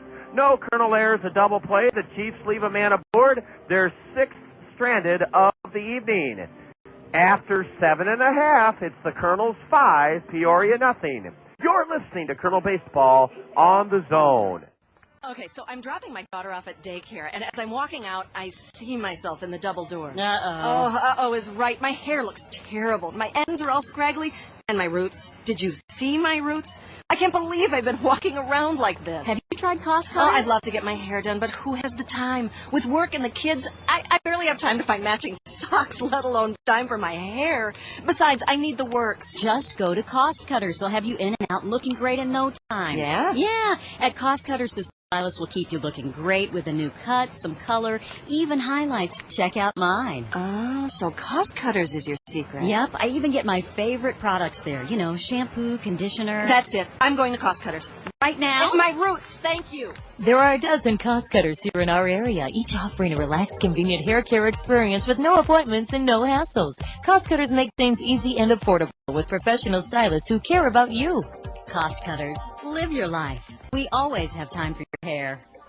When it comes to fun in the new Veterans Memorial Stadium, nothing compares to the Westdale Mall Mix 96.5 FM Home Run Hot Tub. As you bask in the soothing comfort of the Westdale Mall Mix 96.5 FM Home Run Hot Tub, you'll be taking in the action from a breathtaking perch just above the left field wall. Register for your chance to be drawn as the winner of the Westdale Mall Mix 96.5 FM Home Run Hot Tub by visiting Westdale Mall.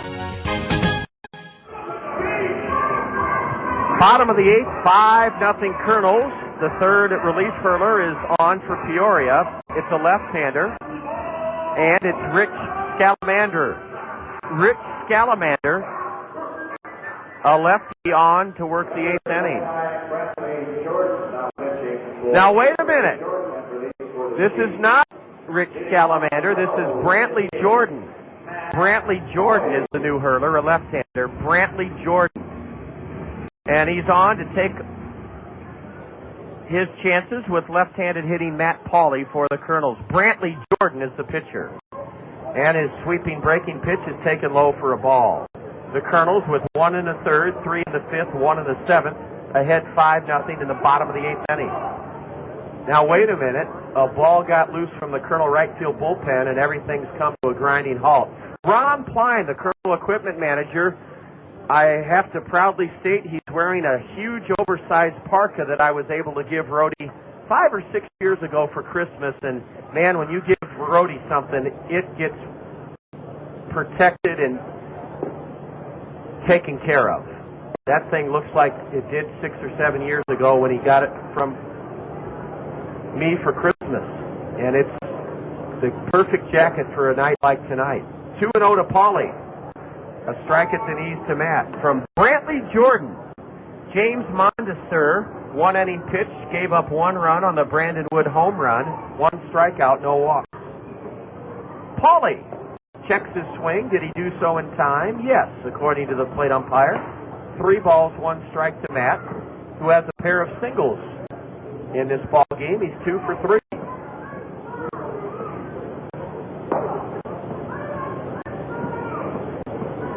Brantley Jordan with the 3-1.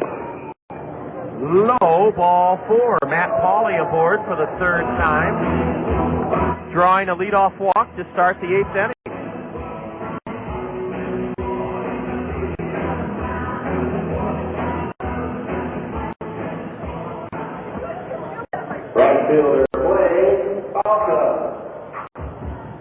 A Kernel right-hander still warming, Aaron Pullen.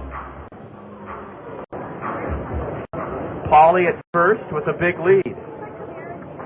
Brantley Jordan delivers outside, ball 1. Bottom of the 8th, 5-0 Kernels. We've out-hit Peoria 10-4.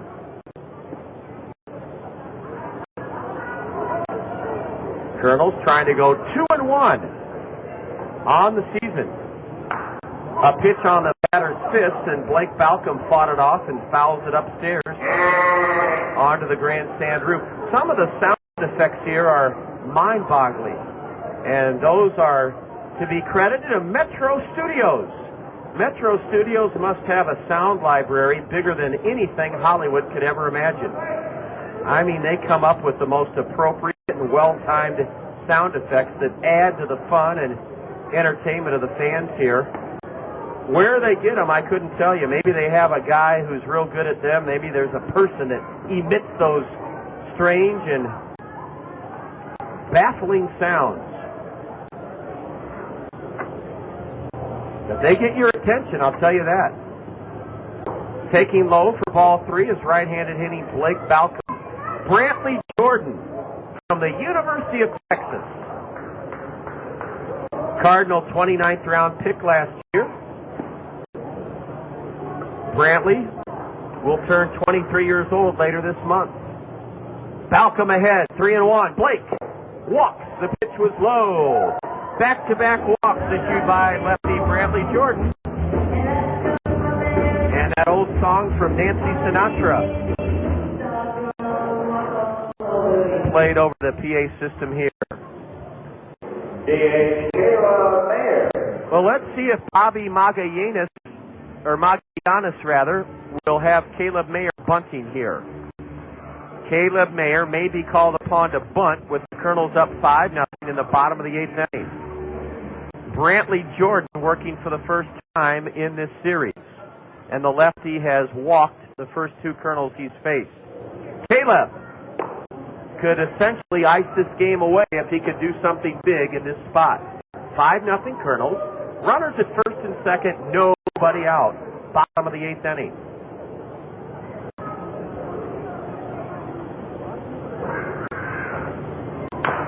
A bouncer foul in front of the Kernel third base manager at third base. There's Roadrunner in his Nike parka.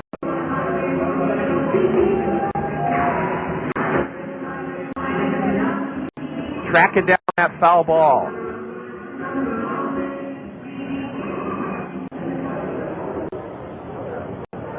Caleb Mayer, 0-for-2, has walked. He lays off a pitch high and away from Brantley Jordan. Jordan, 6 feet tall. Last year appeared in 27 games for the New Jersey Cardinals. Brantley Jordan pitched a third of an inning. I mistakenly said this was his first game. He pitched a third of an inning, walking 2 and allowing a run on 1 hit in the Kernel win, 6-5. In fact, Brantley Jordan was the losing pitcher here Thursday. Brantley Jordan was the losing pitcher here on Thursday night. Caleb swung through a changeup and missed it. 2 balls, 2 strikes. A deep drive to left, way back, and it is off the wall. A fair ball, high off the wall. Scoring from second is Matt Pauley on a booming double by Caleb Mayer. I mean, Caleb Mayer lit into that 2-2 pitch, and he hammered it high off the left field wall. He missed a home run by about 1.5 feet. He missed a home run by less than 2 feet as he belted one high off the left field wall, fair by about 2 feet, and just 2 feet from going out of here. They're showing it on the Rockwell Collins game link, and that's exactly where that ball hit. Just fair and just narrowly missing a 3-run home run. Matt Pauley rumbled home from second. Blake Balcom raced to third on Caleb Mayer's double high off the left field wall. And out comes Brian Eversgerd, the Peoria pitching coach, to try to settle down Brantley Jordan, the loser here in extra innings on Thursday night, and he hasn't gotten anybody out yet on this Easter Eve. He walked 2, and then he gave up a double to Caleb Mayer, who's at second.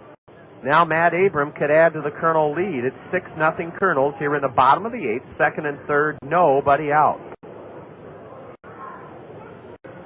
The lefty delivers, and hacking one foul high in the air over the Kernel first base dugout is Matt Abram. Matt's 0-for-3 so far.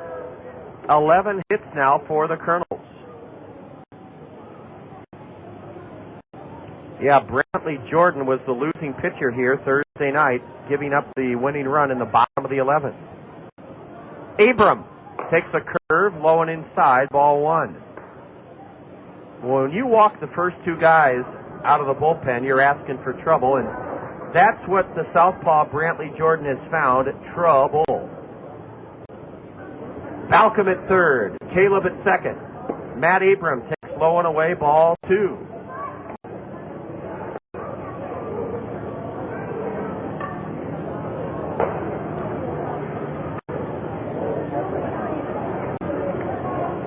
Over 1,000 here on this Easter Eve. Hoping the Kernels can take the rubber game. Swing and a miss by Matt Abram. He went for a fastball down and in and came up empty.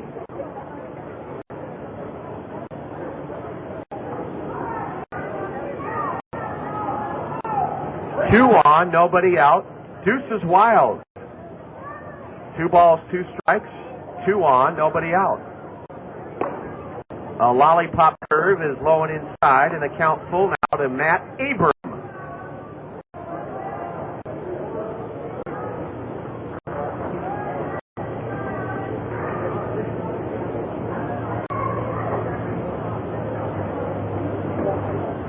The payoff delivery. Shot into left center, will fall for a hit. Scoring the second run of the inning is Blake Balcom. Caleb Mayer motoring home. He scores. And the Kernels look like they may have put this one out of reach. It's 8-0. Matt Abram joins the Kernel hit parade, the 12th Kernel hit of this Easter Eve ball game. Matt plugged it off the end of the bat and dumped it into center field. A 2-run single for the Kernel first baseman, Matt Abram. And it's an 8-0 Kernel lead now out comes Joe Cunningham Jr., the skipper of the Chiefs, and that's going to be it for the beleaguered Brandon Jordan. Brandon Jordan, unable to retire a batter here in the 8th inning, has allowed 3 runs on 2 base hits. He struck out none, and he walked 2. Both of those men have scored. We have a pitching change. A right-hander coming in for the Peoria Chiefs. And as this pitching change brings in, let's see who this right-hander is. It looks to be the man we originally thought, Rich Scalamander. It is Rich Scalamander, and he's the 4th chief hurler of this game. Now, after the Easter Sunday holiday tomorrow, we spring back into action on this season opening homestand. The first of 4 against the Clinton Lumber Kings. Monday evening, 6:30 is game time. The temperatures are supposed to rise for us and make it much more pleasant to be here. Remember, if you're a member of the Quiznos Kernels Kids Club, Monday night and Tuesday night, you can receive $1 off your admission. Lots of fun things go along with being a member of the Quiznos Kernels Kids Club. One of them is discounted admissions every Monday and Tuesday home game. To join the join the Quiznos Kernels Kids Club, visit the Bim Ritter Diamond Shop or register and join online at www.kernels.com. Let's take a look at the State Farm Major League scoreboard. Earlier this afternoon,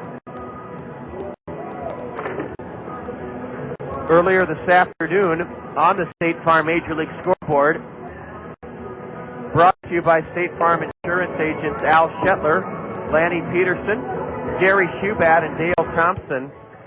In the American League, the White Sox made it 2 straight as they thrashed the Yankees in the Bronx 7-3. Minnesota handed Detroit their first loss of the season at Comerica Park as the Twins turned back the Tigers 10-5 this afternoon. In 10 innings at Kauffman Stadium, the Royals 7, Cleveland 6, and Seattle remained winless as the Mariners bowed to Oakland 2-1 at the Coliseum. Right-hander Rich Scalamander, and he delivers low ball 1 to Quan Cosby. Quan is tripled, walked. He's 1 for 3, and he scored twice. 8-0 Kernels in the bottom of the 8th inning. Rich Scalamander delivers a strike call to Quan.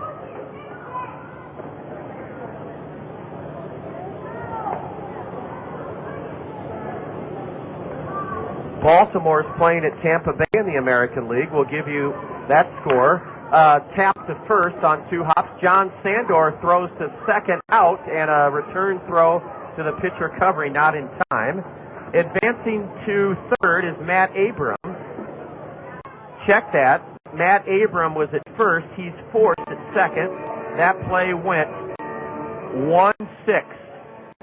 Check that. That play went 3-6.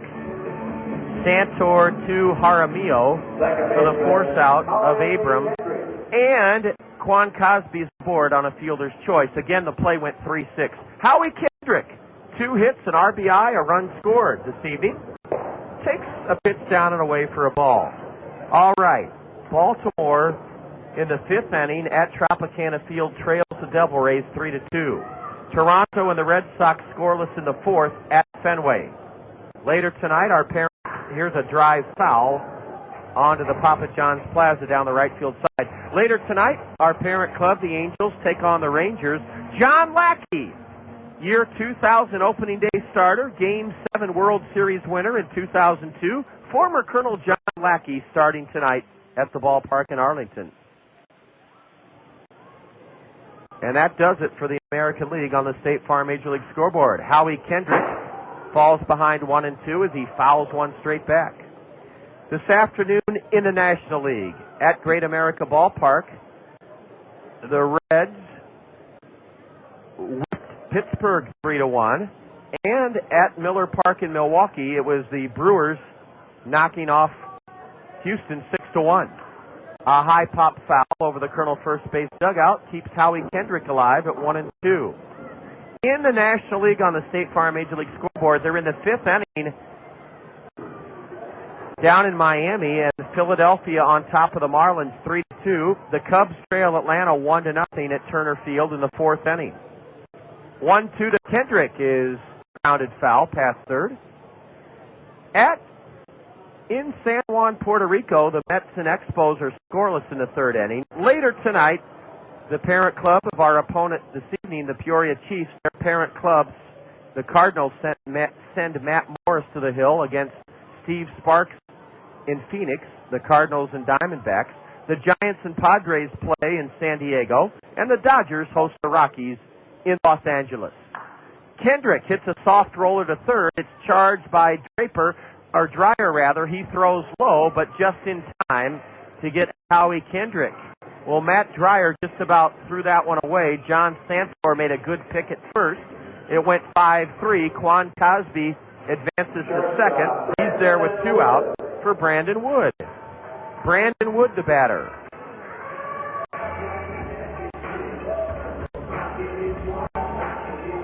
Brandon is driven in 2 runs. And he scored 2 runs. He homered his last time up.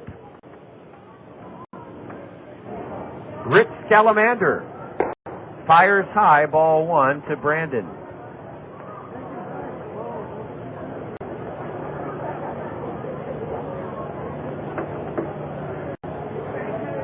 Aaron Pullen will likely work the top of the 9th inning for the Kernels. A high drive to deep left, but this one will be caught. Cody Harther backs up and has it in deep left field. Brandon Wood flies to deep left in the 8th for the Kernels. 3 runs on 2 base hits, no chief errors. The Kernels leave 1 and have stranded 7. We go to the top of the 9th inning as the Kernels look to take the rubber game of this series. And after 8, the Kernels on top of Peoria, 8-0. When we met, it's forget, we would never forget the Ojanos. Now it's where mi amore and I dine in. We carry out the lunch and the dinner all the time for lasagna, ravioli, mandacati, cannelloni, tortellini, or try their delicious salads and sub sandwiches too. The Ojanos is the hometown taste of Italy. For your next meal with friends and a family, remember the Ojanos with 5 convenient locations for the pasta that makes you sing.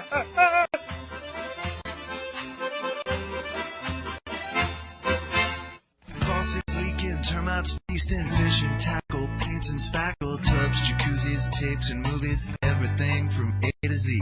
Tile and lumber, tons of plumbers, elevators, coffee makers, radiators, party favors. Take a look and you'll see. Let your fingers do the walking through Yellow Book, not the other book. When it comes to making their buying decisions, people today let their fingers do the walking through Yellow Book Yellow Pages. It's no wonder. Yellow Book's packed with money-saving coupons, restaurant menus, and vital community info. And with more ads than ever before, it has everything you need right at your fingertips. It's easy to spot. Just reach for the yellow directory with the map on the cover. And join the smart shoppers who choose Yellow Book, not the other book. Put your business in Yellow Book. Call 1-800-YB-YELLOW. Let your fingers do walking through Yellow Book, the other book.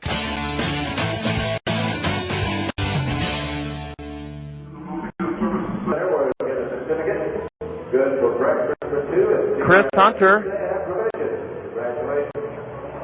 spun 3 scoreless innings out of the Colonel bullpen. He worked in and out of trouble in his relief of starter Micah Posey. Chris Hunter went 3 innings, surrendering no chief runs. He allowed 2 hits in 3 innings. He struck out 1 and he walked 3. A U.S. Cellular call to the Colonel bullpen brings in right-hander Aaron Pullen, Pullin. Aaron's a 23-year-old right-hander from Texas Arlington. He was 5-1 in 23 relief outings with Provo last year, and he's set to face a pinch hitter for Peoria. This pinch hitter for the Chiefs is, well, we're having a tough time seeing who it is. This pinch hitter is not on their roster, so we'll have to figure it out as we go. Ball one is high to a Chief pinch hitter. He's a left-handed batter, and we will try to find out who he is. Strike one from Aaron Pullen. He is wearing the number 3, I believe. Yes, number 3, who does not appear on the roster. Number 3 rifles one into the stands above Peoria's third base dugout. Again, we're trying to find out who this batter is. And when we know, if we know, we'll pass it along to you. He's a left-handed batter, and he's pinch hitting for Terry Evans. Ground ball to second, sharply hit, down on one knee. Howie Kendrick gloves and throws the batter out, and we may know who he is. We're going to try to ask Mike Kuhlbeck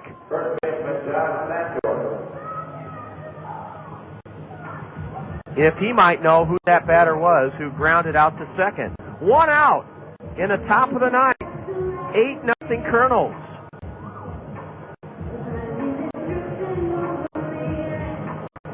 John Santor at the plate.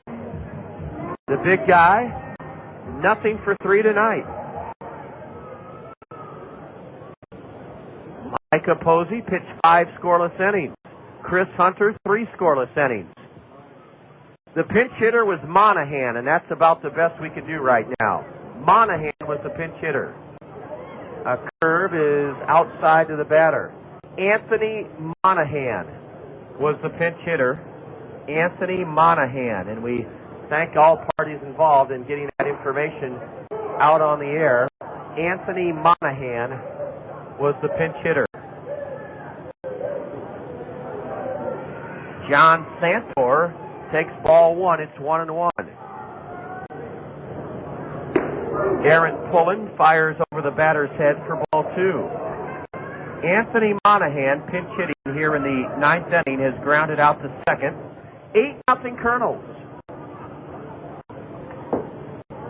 Look out, a curve. That one had my knees buckling up here. It was such a sharp breaking pitch, but it dipped low for ball 2. A credit to both teams on this tough Easter Eve play with the wind and the cold temperatures. Neither team has made an error. John Santor reaches out and drives one foul onto the Randy Keel Confidence Picnic Pavilion down the left field line, and the count now full to John Santor. 8-0 Kernels, 1 out, nobody on for the Chiefs here in the top of the 9th inning.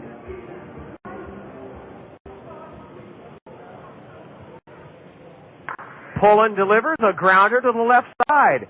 Shifting to his left and throwing out the batter from third base is Matt Brown. Matt Brown had to glide effortlessly to his left, shuffling like a basketball player would on defense, and Brownie throws out Santor. 2 out here in the top of the 9th inning. The Kernels 1 out away from making it 2 out of 3 from Peoria.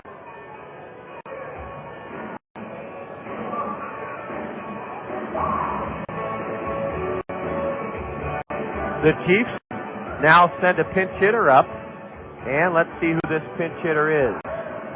The pinch hitter for Peoria is Jut Heilman. Jut Heilman, J-U-I-T, Heilman. Jut Heilman is the pinch hitter for Peoria. Jut seeing his first action in the series. He's the second pinch hitter sent up there by Joe Cunningham Jr. Aaron Pullen trying to set down the Chiefs in order for the first time since Micah Posey did it back in the 5th inning. The Kernels are 1 out away from a victory here on Easter Eve. Swing and a miss by the pinch hitter, Jut Heilman. Strike 1. You know, you get so used to saying Christmas Eve that it's kind of awkward when those 2 words roll off your tongue. Easter Eve.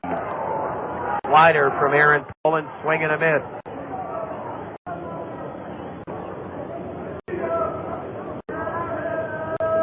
The 1-2. Just low, just low. The Kernels wanted the call but didn't get it from the plate umpire.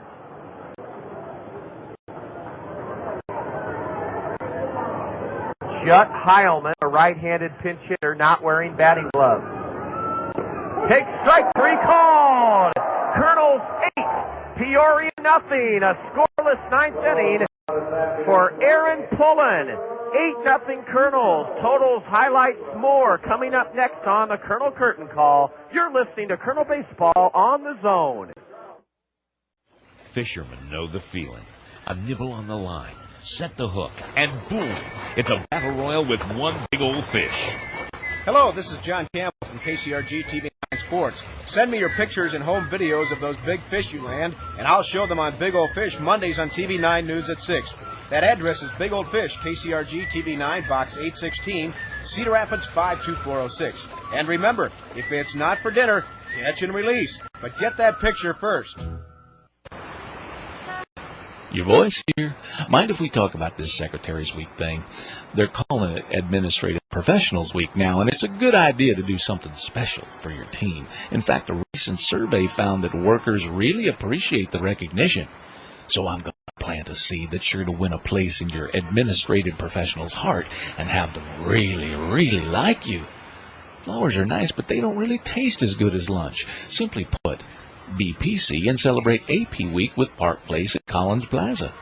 Park Place Lunch Buffet is a full spread that's got it all. Homemade soups, crisp salads, fresh sandwiches, and interesting entrees. They can accommodate 2 people or over 20. It's a great way to tell your staff thanks and show a little class doing it. Administrative Professionals Week is April 19th through the 23rd. Call Collins Plaza and make your reservations. You could have your administrative professional make the call, but it might ruin the surprise.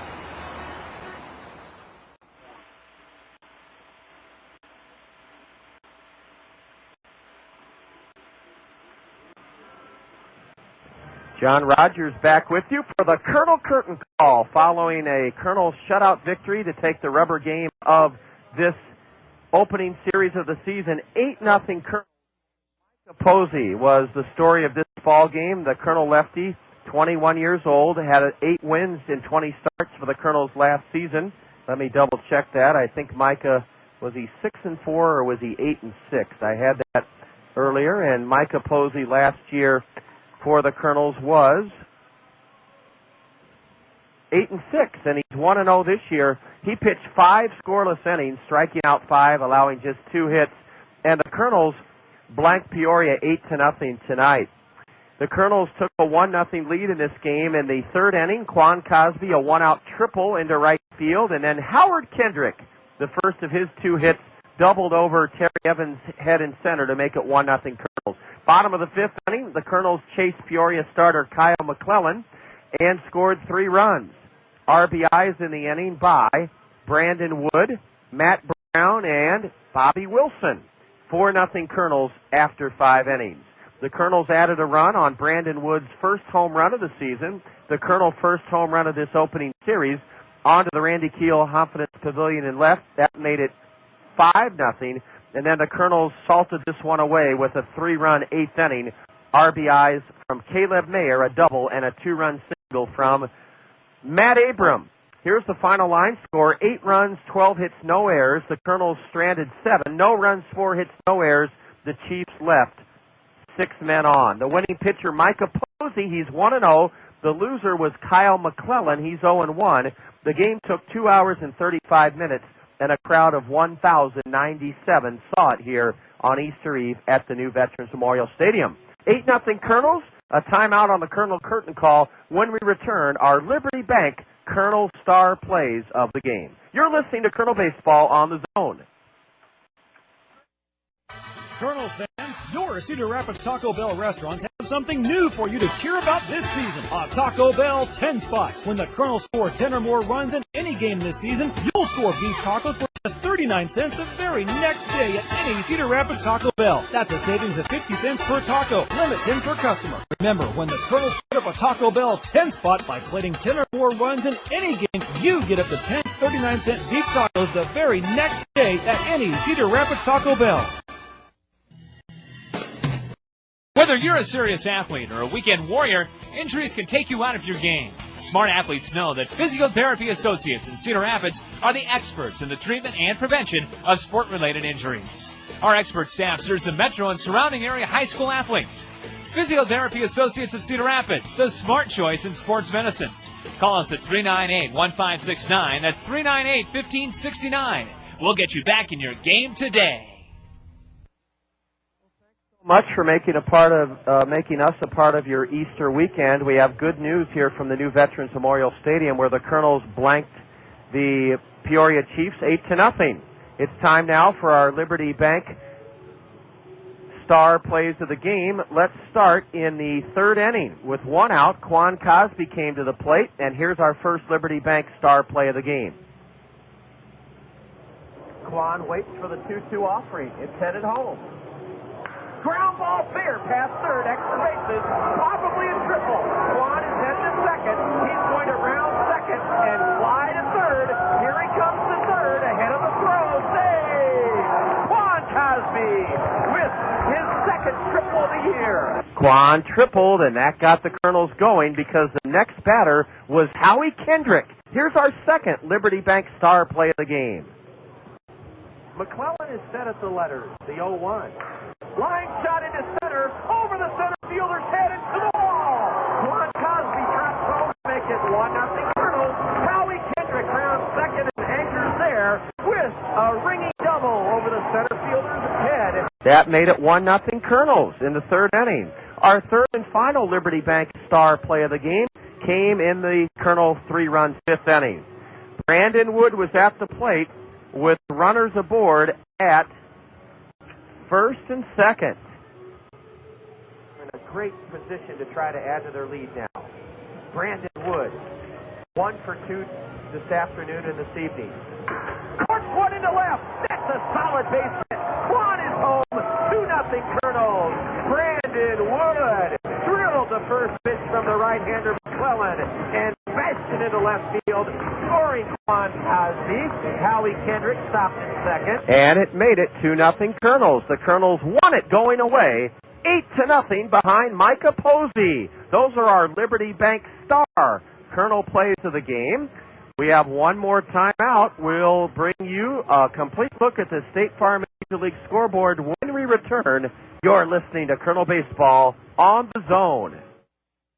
With all the talk about rising gas prices, doesn't it make sense to drive a fuel-efficient vehicle? You can when you buy with confidence at Randy Keel Honda. Get up to 51 miles to the gallon with the Honda Civic Hybrid. Every Honda model has awesome fuel efficiency. Don't wait for $2 a gallon gas to buy a fuel-efficient car. Not when you can save time and money now by previewing Randy Keel's fuel-efficient inventory online at randykeel.com. Right now, lease a 2004 Honda Accord LX for only $235 per month. At Randy Keel Honda, you'll find many great buys under $5,000 too. Randy Keel is the home of confidence, a 7-year, 100,000-mile guarantee. Randy Keel is dedicated on getting you the lowest possible price backed by the best service in the Midwest. Stop by and see for yourself at Randy Keel Honda, Center Point Road Northeast in Cedar Rapids, or visit them on the web at randykeel.com. Accord LX lease, 36 months, $14.88 due at lease signing. Includes first month's payment, security deposit, capitalized cost reduction, and excludes tax and license. The grounds crew putting the final touches on the field, which will be used again. This beautiful diamond at the new Veterans Memorial Stadium Monday night. More about that in just a minute. 8-0 Kernels. The Kernels conquer Peoria behind a great performance from lefty Micah Posey and out-hit the Chiefs 12-4. Thanks to State Farm Insurance agents Gary Schubat, Al Shetler, Dale Thompson, and Lanny Peterson, we have 4 finals to report from this afternoon on the State Farm Major League scoreboard in the American League. Let's begin at Yankee Stadium. This afternoon, the White Sox handed the Yankees another defeat. It was Chicago 7, the Yankees 3. Minnesota took Detroit off the winning track as the Twins pounded the Tigers 10-5 at Comerica Park earlier today. This afternoon at Kauffman Stadium in Kansas City in 10 innings, the Royals edged Cleveland 7-6. And winning for the only winless team is the Seattle Mariners, as the Mariners bowed to Oakland in the Coliseum 2-1 this afternoon. Now, these scores are fresh off the wire in the American League. State Farm Major League Scoreboard. They're in the bottom of the 7th at Tropicana Field in St. Petersburg. Baltimore is hammering the Devil Rays 8-3. Boston at Fenway Park ahead of the Blue Jays in the 7th, 3-1. And they're underway at the ballpark in Arlington. John Lackey has been roughed up, the former Colonel. Texas leads the Anaheim Angels 4-0 in the top of the 3rd inning. That's it for the American League. State Farm Major League Scoreboard, National League. Cincinnati turned back the Pirates at Great America Ballpark on the Ohio River 3-1 today. And at Miller Park in Milwaukee, it was the Brewers thrashing Houston 6-1. The Phillies trail Florida 5-3. They're in the bottom of the 8th inning in Miami. And the Phillies trail Florida 5-3. Top of the 7th at Turner Field, the Cubs hold a lead of 2-1 over the Braves. They're in the bottom of the 6th inning at, I don't know the name of the stadium, I should, but in San Juan, Puerto Rico, the Mets and Expos are tied 0-0 in the bottom of the 6th. Later tonight, the Cardinals and Diamondbacks battle in Phoenix. San Francisco plays the Padres at Petco Field in Southern California, and the Rockies and Dodgers clash at Chavez Ravine. All of those scores brought to you on the State Farm Major League Scoreboard by State Farm Insurance agents Gary Shubat, Dale Thompson, Lanny Peterson, and Al Shetler. A memorable Easter Eve for this young Colonel Ball Club.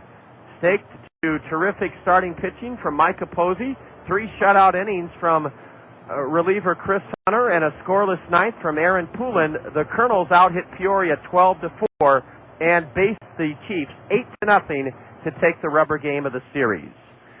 Enjoy your Easter day tomorrow with family and friends, and come on out. Monday night we start a 4-game homestand here at home at the new Veterans Memorial Stadium with the Clinton Lumber Kings. Remember, Monday and Tuesday nights, $1 off for Quiznos Kernels Kids Club members. We play single games here in the new Veterans Memorial Stadium, 6:30, Monday, Tuesday, Wednesday, Thursday nights. The gates open at 5:30. A memorable Colonel shutout victory over Peoria, 8-0. Deb Williams was our in-studio engineer. Your play-by-play host, John Rogers. Great to have you with us. Dugout interview time Monday night, 6:10, 6:30, first pitch, Kernels and Clinton. Kernels whip Peoria 8-0 on Easter Eve. Have a wonderful Easter celebration. John Rogers wishing you well. You're tuned to Colonel Baseball on The Zone. This has been a special sports presentation from The Zone, ESPN Radio, 1600 AM, Cedar Rapids. Now back to our regularly scheduled ESPN programming, already in progress.